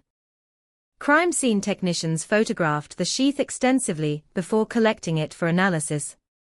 Hidden on the snap button, nearly invisible to the naked eye, investigators later recovered a single source of male DNA. Tiny, fragile, but potentially devastating. At that stage, however, police still had no name attached to it. Outside the residence, detectives began canvassing the neighborhood for surveillance footage. Modern investigations often depend less on eyewitnesses and more on digital traces left unintentionally everywhere: security cameras, phone records, GPS data, social media timelines. Investigators moved house to house requesting footage from doorbell cameras and residential systems covering nearby streets. Hours of video initially appeared frustratingly inconclusive. Then patterns started emerging. A white sedan repeatedly appeared in footage near the time of the murders. The vehicle moved through the neighborhood multiple times, between approximately 3:30 and 4:30 a.m., before speeding away after the estimated attack window. Investigators eventually identified the model as a white Hyundai Elantra, likely manufactured between 2011 and 2013. At the time, it was just a lead among many. But it was something. The surviving roommate's eyewitness account added another chilling layer to the investigation. She described seeing a masked man inside the house after hearing noises during the night. The description remained frustratingly limited: tall, athletic build, dressed in black, bushy eyebrows visible above the mask. Yet even that small detail confirmed something critical. The killer had been seen. Somewhere out there, a man walked free carrying the memory of that witness encounter while police raced to identify him. Meanwhile, autopsies began revealing further details about the victim's final moments. The coroner confirmed all four died from sharp force injuries caused by a large knife. Some victims had defensive wounds indicating attempts to resist. Toxicology reports and exact timelines remained largely confidential, but the emerging picture reinforced the terrifying speed and violence of the attack. National media attention exploded almost immediately. Satellite trucks lined the streets of Moscow within days. Television anchors spoke solemnly in front of the King Road house, while images of the smiling victims rotated endlessly across screens nationwide. News channels analyzed every visible detail of the property. Online communities became obsessed with the case. Internet forums dissected photographs frame by frame, searching for hidden clues. The pressure on local police intensified rapidly. Moscow was not a city accustomed to handling crimes under global scrutiny. Investigators worked around the clock, while criticism grew online regarding the speed of the investigation. Some accused police of withholding too much information. Others claimed authorities had no real leads at all. Fear deepened when officials announced there was no immediate suspect in custody. For days, residents lived with the possibility that the killer remained nearby. People began locking doors that had remained open for years. Gun stores reported increased sales. University students traveled in groups, checking over shoulders while walking home at night. Every unfamiliar face suddenly felt suspicious. Every passing white sedan drew attention. And still, the killer remained invisible. Investigators examined hundreds of tips pouring in from across the country. Ex-boyfriends, friends at parties, Neighbors. Food delivery drivers. Random strangers mentioned in online rumors. Innocent people found themselves accused publicly by amateur internet detectives desperate to solve the mystery before police could. Some theories bordered on absurd. Others proved deeply damaging. Social media transformed the investigation into a national obsession, where speculation often spread faster than facts. Families of the victims watched helplessly as strangers analyzed their children's lives in public, turning grief into spectacle. Yet amid the chaos, investigators quietly continued building their case piece by piece. The DNA recovered from the knife sheath underwent advanced forensic analysis.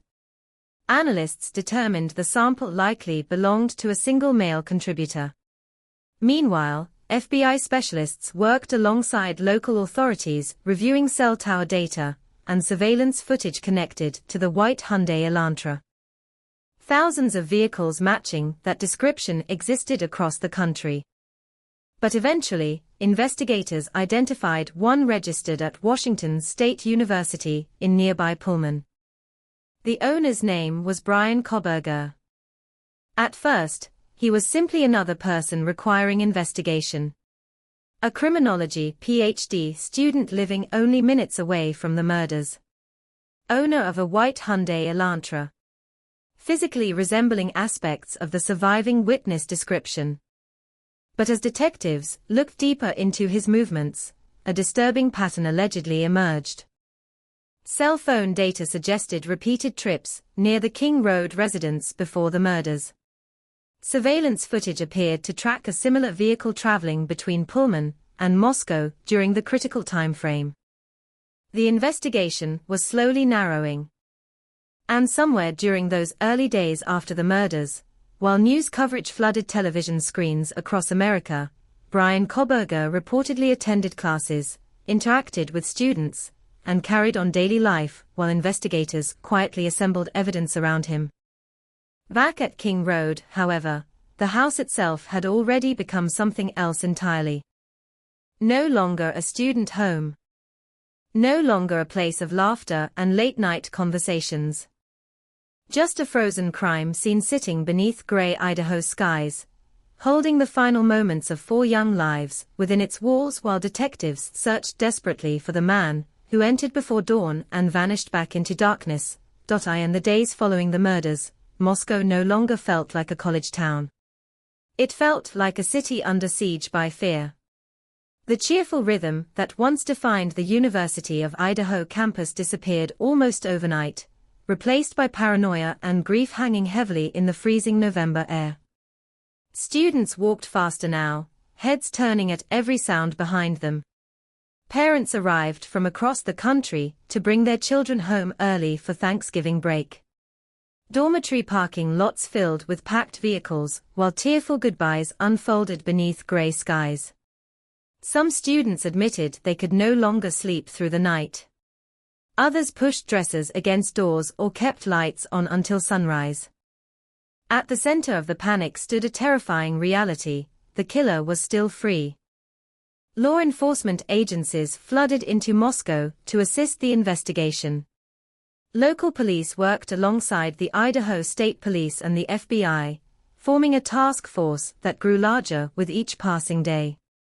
Detectives reviewed thousands of tips, interviewed countless witnesses, and combed through digital evidence almost non-stop.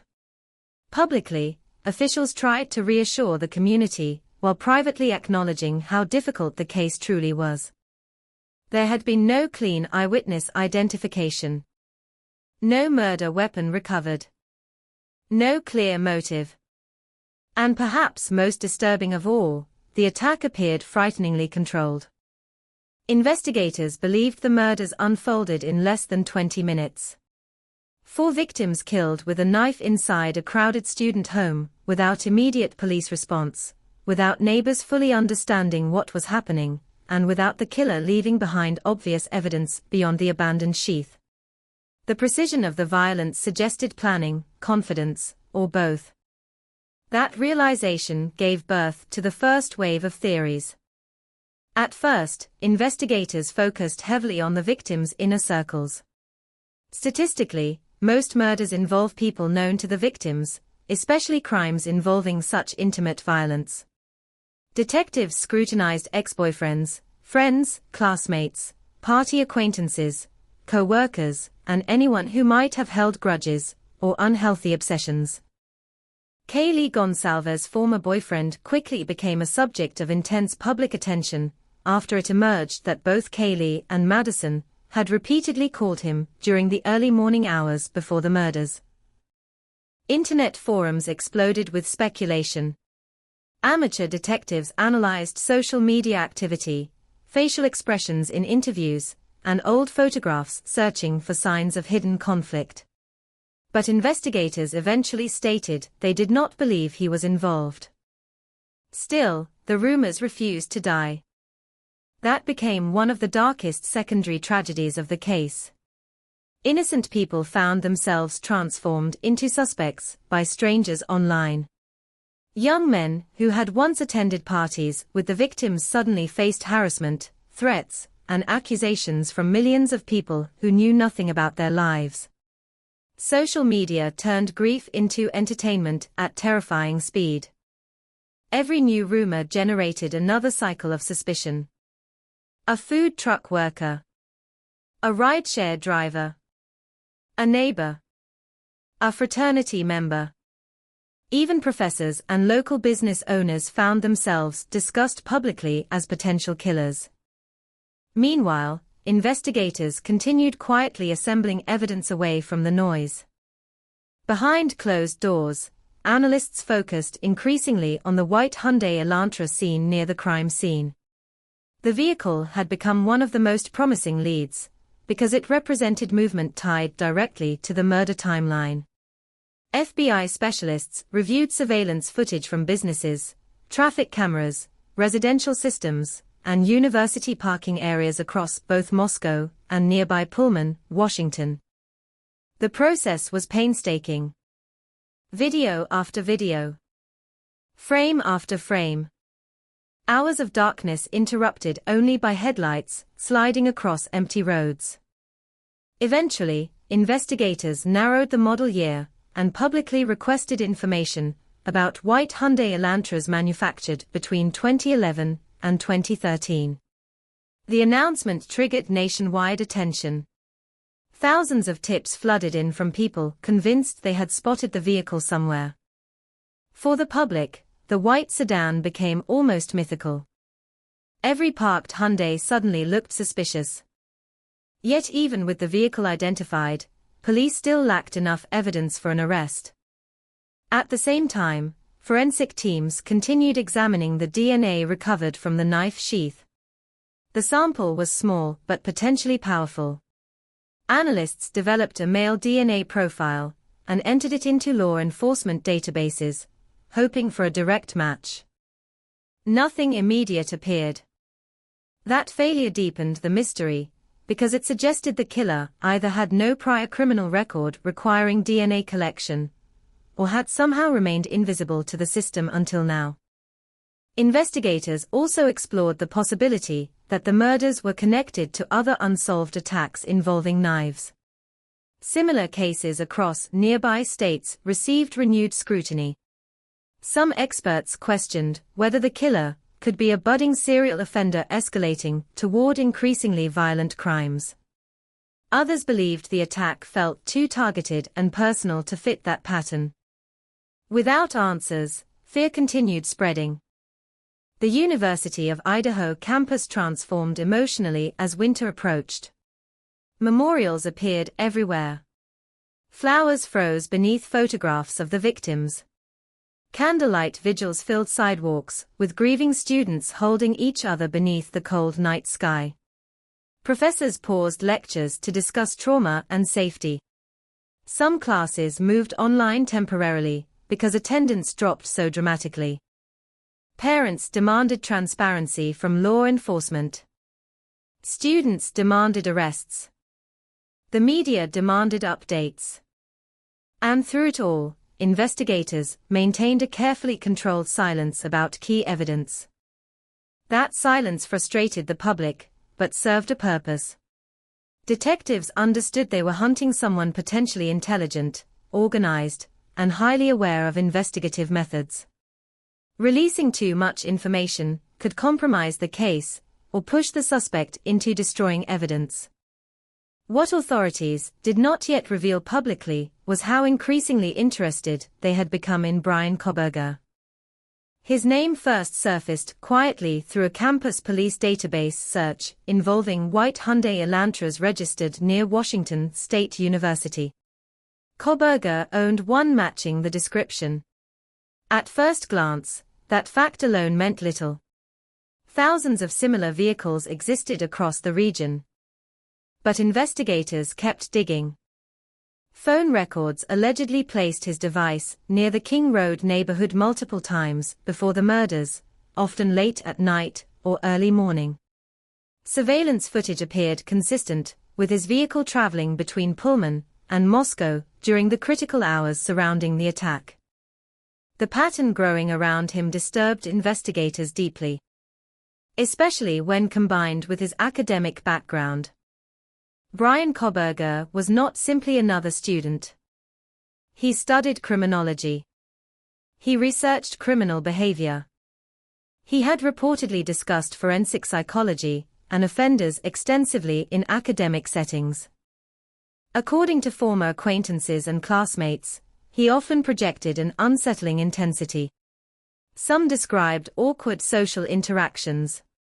Others remembered moments when his stare lingered too long, or his conversations drifted into uncomfortable territory.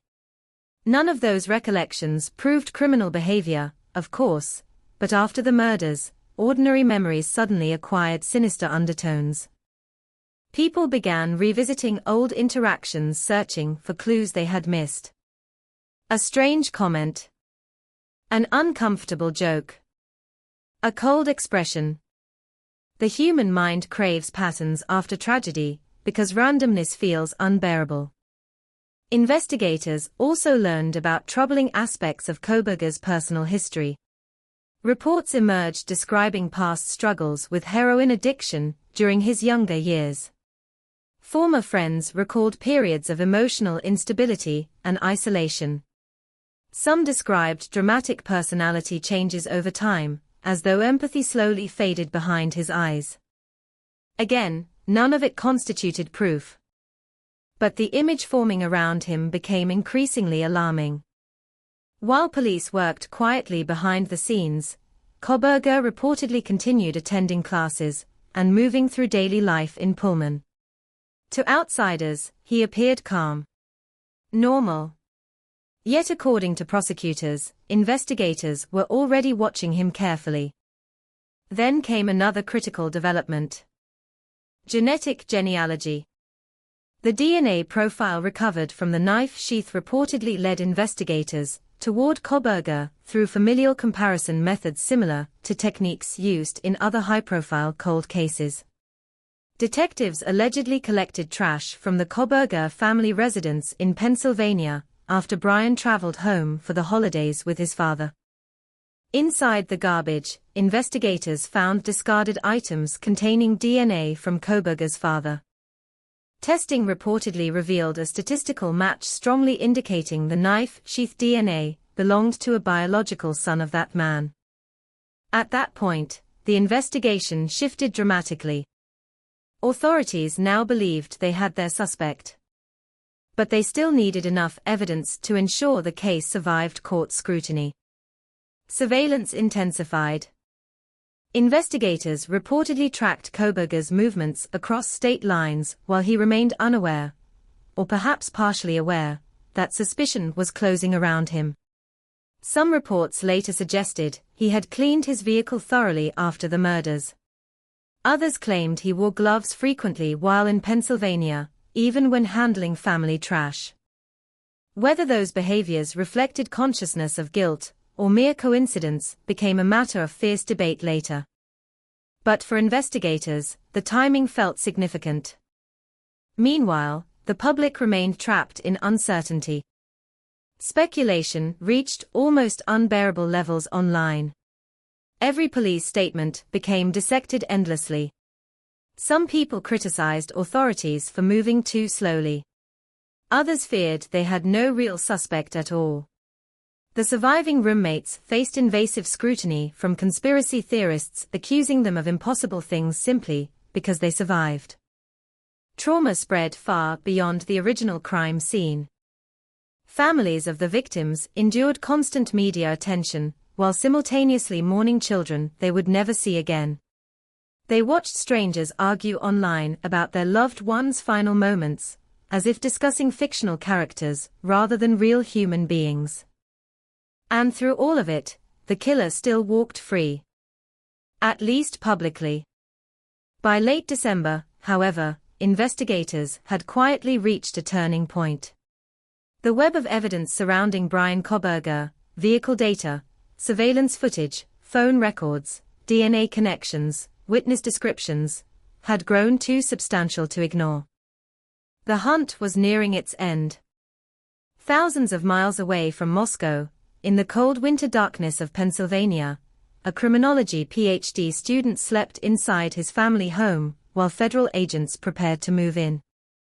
The case that had terrified an entire nation was about to change forever. By late December 2022, investigators no longer viewed Bryan Kohberger as just another possible lead. Behind closed doors, the scattered fragments collected over weeks of relentless investigation had begun locking together with terrifying precision.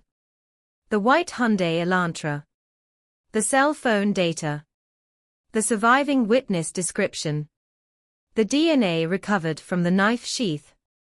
Individually, each piece raised suspicion. Together, they formed the outline of a man prosecutors believed had walked into the King Road house carrying a military-style knife and left behind 4 dead students. But investigators understood something crucial. Suspicion alone was not enough. The murders had already become one of the most heavily scrutinized criminal cases in America. Every decision law enforcement made would be dissected publicly and eventually challenged in court by experienced defense attorneys. If they moved too early and failed, the consequences could destroy the case forever. So they watched. Quietly. Patiently. While the public continued speculating online, teams of investigators monitored Kohberger's movements with increasing intensity. By that point, he had already left Washington and traveled nearly 2,500 miles across the country with his father to his family home in Albrightsville, Pennsylvania. The road trip itself later became a source of fascination and suspicion online. Father and son driving through winter highways together while, according to prosecutors, evidence from a quadruple homicide slowly closed in around them. Some reports later suggested the FBI tracked the journey in real time. If true, the irony was chilling. A criminology doctoral student, someone deeply familiar with criminal investigations, unknowingly traveling under the invisible gaze of federal authorities. At the Kohberger family home, surveillance intensified further. Agents reportedly observed Bryan engaging in behavior they found unusual. According to later accounts, he allegedly wore surgical gloves while handling trash. Investigators believed he may have been separating his own garbage from the family's in an apparent attempt to avoid leaving behind DNA. Whether those actions truly reflected consciousness of guilt or merely paranoid habits became fiercely debated afterward, but for investigators already focused on him, every detail carried weight. Meanwhile, forensic scientists completed one of the most critical analyses in the case. The DNA profile recovered from the knife sheath snap button was compared against genetic material taken from trash connected to the Kohberger family home.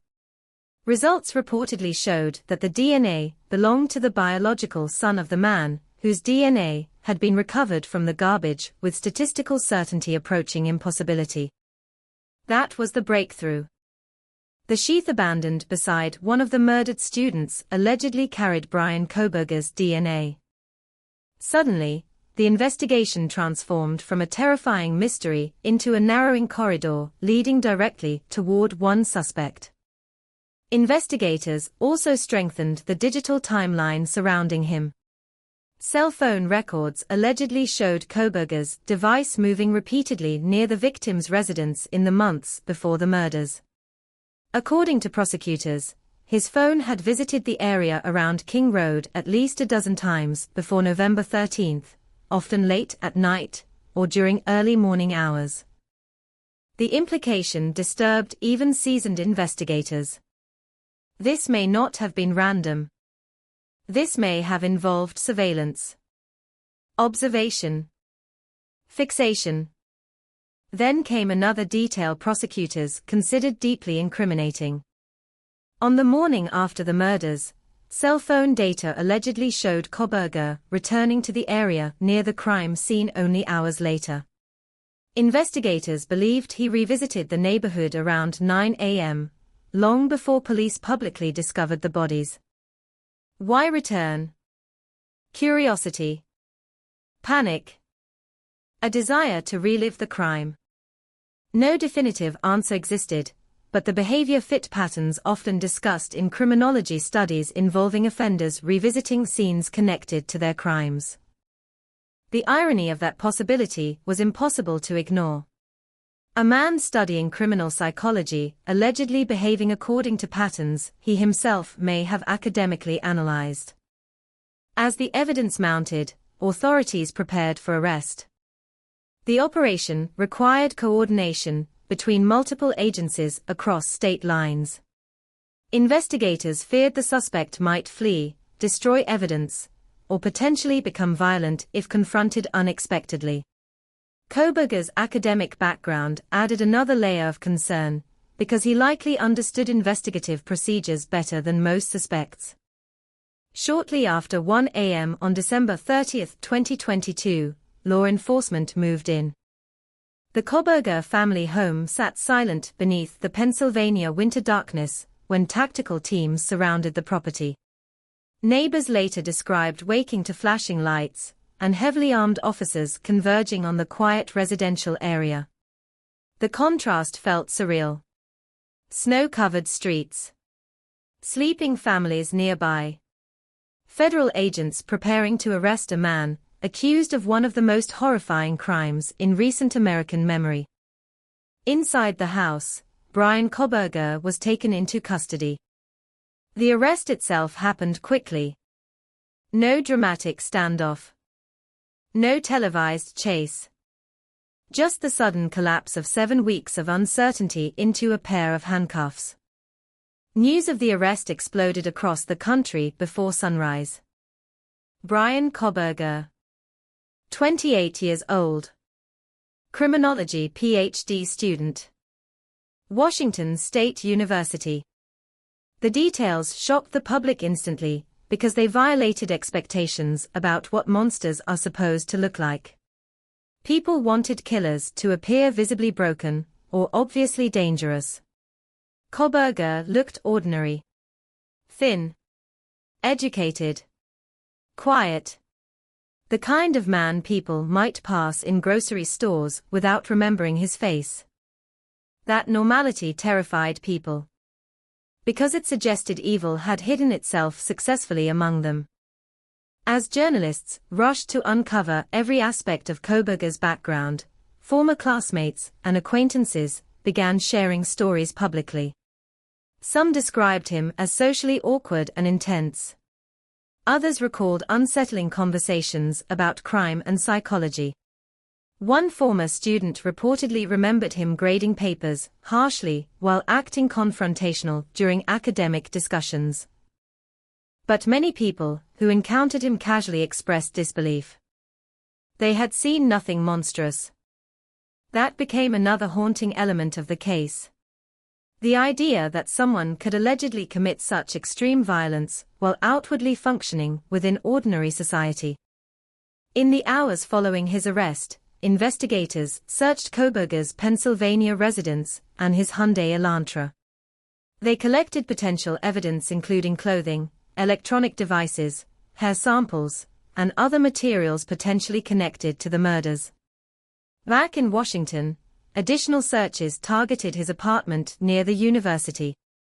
The nation waited desperately for details. Then authorities released the probable cause affidavit. The document transformed public understanding of the case overnight. For the first time, investigators outlined the evidence allegedly linking Koberger to the murders. The affidavit revealed the surviving roommate's eyewitness account describing a masked man with bushy eyebrows. It detailed surveillance footage tracking the white Hyundai Elantra through Moscow during the critical time frame.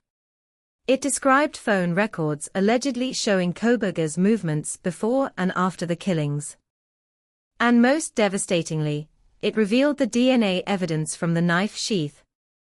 The affidavit painted a chilling reconstruction of the murders minute by minute. According to prosecutors, Koberger's phone disconnected from the cellular network shortly before the killings, suggesting possible intentional avoidance of tracking. Cameras then captured the white Elantra repeatedly circling near the King Road residence, before eventually speeding away after the estimated murder window. Hours later, prosecutors alleged the phone reconnected south of Moscow. The evidence appeared powerful. Yet even then, mysteries remained unresolved. Most importantly, motive. Authorities still could not fully explain why the murders happened. No confirmed personal relationship between Koberger and the victims emerged publicly. Investigators found no obvious manifesto, no direct confession, no single event capable of explaining the level of violence inflicted inside the house. Speculation intensified immediately. Some theorized Koberger had become obsessed with one or more victims after encountering them somewhere in Moscow. Others believed the killings reflected deeper fantasies tied to power, control, or criminal fascination. Certain online communities attempted connecting the murders to Koberger's criminology studies, imagining a twisted intellectual experiment. But investigators remained cautious. Without direct statements from the accused, motive stayed frustratingly incomplete. When Koberger finally appeared in court, the atmosphere surrounding the case shifted again. Cameras captured him entering hearings expressionless, surrounded by deputies and media frenzy. His eyes rarely revealed emotion publicly. Families of the victims sat only feet away carrying unimaginable grief, while the man, accused of murdering their children, listened quietly to charges describing the slaughter. The emotional contrast was devastating. Parents who once discussed graduations and careers now listened to prosecutors describe stab wounds, blood evidence, and crime scene timelines. Meanwhile, public fascination with Koberger intensified almost dangerously. The internet flooded with amateur psychological analyses dissecting his appearance, body language, and academic writings. Some viewed him as a calculating predator obsessed with criminal behavior. Others questioned whether authorities had truly found the right man. Debates exploded everywhere. But inside the investigation itself, authorities believed the breakthrough had already occurred weeks earlier in silence, inside forensic laboratories and surveillance rooms where fragments of evidence slowly converged toward one conclusion. The killer had made a mistake. Perhaps several mistakes. He allegedly carried his own phone during surveillance trips near the victim's home. He drove a recognizable vehicle repeatedly through camera-covered streets. And most importantly, he allegedly left behind the knife sheath carrying trace DNA beside the bodies. One forgotten object. One microscopic fragment of biological evidence. That tiny mistake may have unraveled everything. Yet even after the arrest, the deeper horror of the case remained untouched. 4 students were still dead. Families still buried children. Survivors still carried trauma impossible to fully measure. The King Road house still stood silently in Moscow beneath the winter sky, transformed forever from a student home into a symbol of fear recognized around the world. And somewhere beneath the avalanche of evidence, media coverage, and public obsession, one unbearable question continued lingering without a clear answer. Why did Bryan Kohberger walk into that house on November 13, 2022? After Bryan Kohberger's arrest, the atmosphere surrounding the Idaho murders shifted from fear into obsession. For weeks, the country had lived inside uncertainty, staring at photographs of 4 smiling college students, while wondering whether the person responsible still moved freely among ordinary people. Now there was a suspect. A face. A name. But instead of bringing peace, the arrest opened an entirely new chapter filled with legal battles, psychological speculation, and unbearable anticipation. The courtroom became the next stage of the tragedy. Every hearing drew intense national attention. News crews crowded outside courthouses before sunrise, while journalists competed for every tiny detail emerging from sealed documents and legal filings. Families of the victims sat through proceedings carrying grief that had barely begun to heal. Across from them sat Bryan Kohberger, often expressionless, dressed neatly, speaking little. The contrast disturbed many people watching. The victims existed publicly through photographs and memories. Smiles frozen forever in graduation pictures, family vacations, football games, birthday parties. Meanwhile, the man accused of murdering them appeared calm, beneath fluorescent courtroom lights, listening to descriptions of violence that had shattered 4 families and traumatized an entire community. As the legal process unfolded, prosecutors slowly revealed more about the evidence they intended to present at trial. Each revelation deepened the horrifying portrait of what investigators believed happened inside the King Road house. The DNA on the knife sheath remained central. Prosecutors argued that the sheath found beside Madison Mogen's body connected directly to Kohberger through advanced forensic analysis. Defense attorneys, however, immediately began challenging the reliability of the evidence, questioning investigative methods, and the handling of genetic genealogy techniques used during the investigation. The battle over science became one of the defining elements of the case. Modern murder investigations increasingly depend on microscopic traces invisible to ordinary people. Tiny fragments of skin cells. Digital movement records. Surveillance footage collected from dozens of cameras across cities. Prosecutors believed the combination of those elements created a devastating case against Kohberger. But the defense focused on uncertainty. No murder weapon had ever been recovered. No eyewitness saw the actual killings. No blood from the victims was publicly confirmed inside Kohberger's apartment, office, or vehicle. Those gaps became critical to the defense strategy. Meanwhile, prosecutors continued constructing a narrative built around planning and stalking behavior. Court documents alleged Kohberger visited the area near the victim's home numerous times before the murders, often late at night. Investigators believed these visits demonstrated surveillance rather than coincidence. The image terrified the public. A criminology doctoral student allegedly driving through quiet college neighborhoods under darkness, studying routines, watching a house filled with young students who had no idea they were being observed. Questions about motive intensified further. Why these victims? Why that house? Why commit such brutal violence with a knife? Even years after the murders, investigators never publicly established a definitive answer. Some analysts believed the attack reflected a desire for control and domination. Others suggested Kohberger may have developed an unhealthy fixation on one or more victims after seeing them around Moscow. Rumors circulated that he may have visited the restaurant where Madison and Zayna worked, though many claims remained unverified or disputed. Without a confession, motive remained partially hidden behind silence. That silence frustrated the victims' families deeply. For them, the legal process often felt painfully detached from emotional reality. Courtrooms focused on procedure, evidence, timelines, and constitutional rights while families struggled simply to survive grief.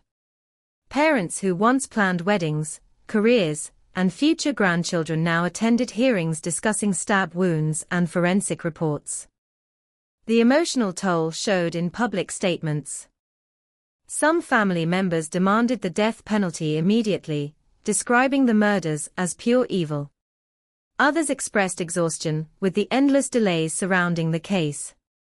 Trials of this magnitude move slowly, especially when prosecutors pursue capital punishment. Motions, evidence disputes, and constitutional challenges stretched across months and eventually years.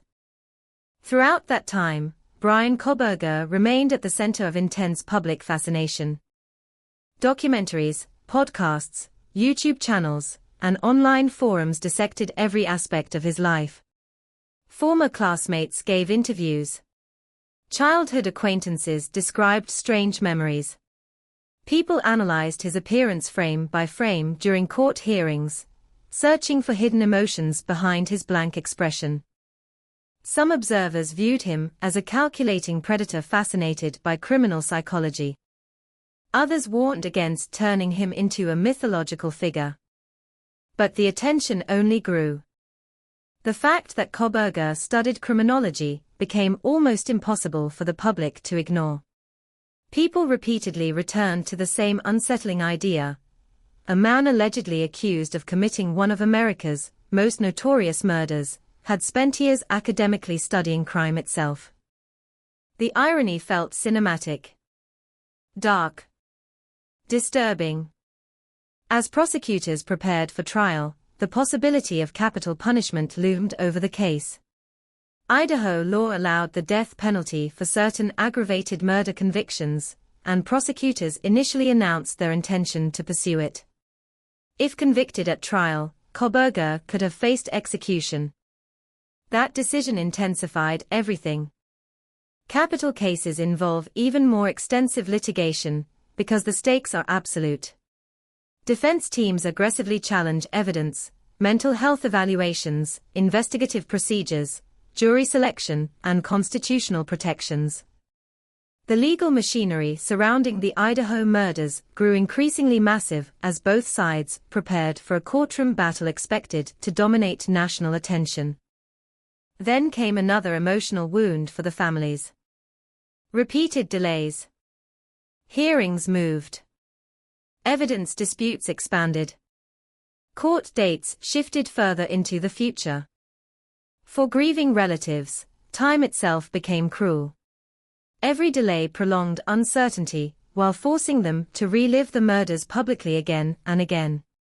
Some family members openly criticized aspects of the process, frustrated that the legal system seemed designed to move endlessly while their children remained gone forever. Meanwhile, the King Road house itself still stood in Moscow. 4 months after the murders, it remained frozen behind barriers and security fencing, a physical reminder of terror looming over the community. Students passing nearby often described feeling sick at the sight of it. The windows. The balconies. The dark structure where 4 young people lost their lives. Eventually, the home was demolished.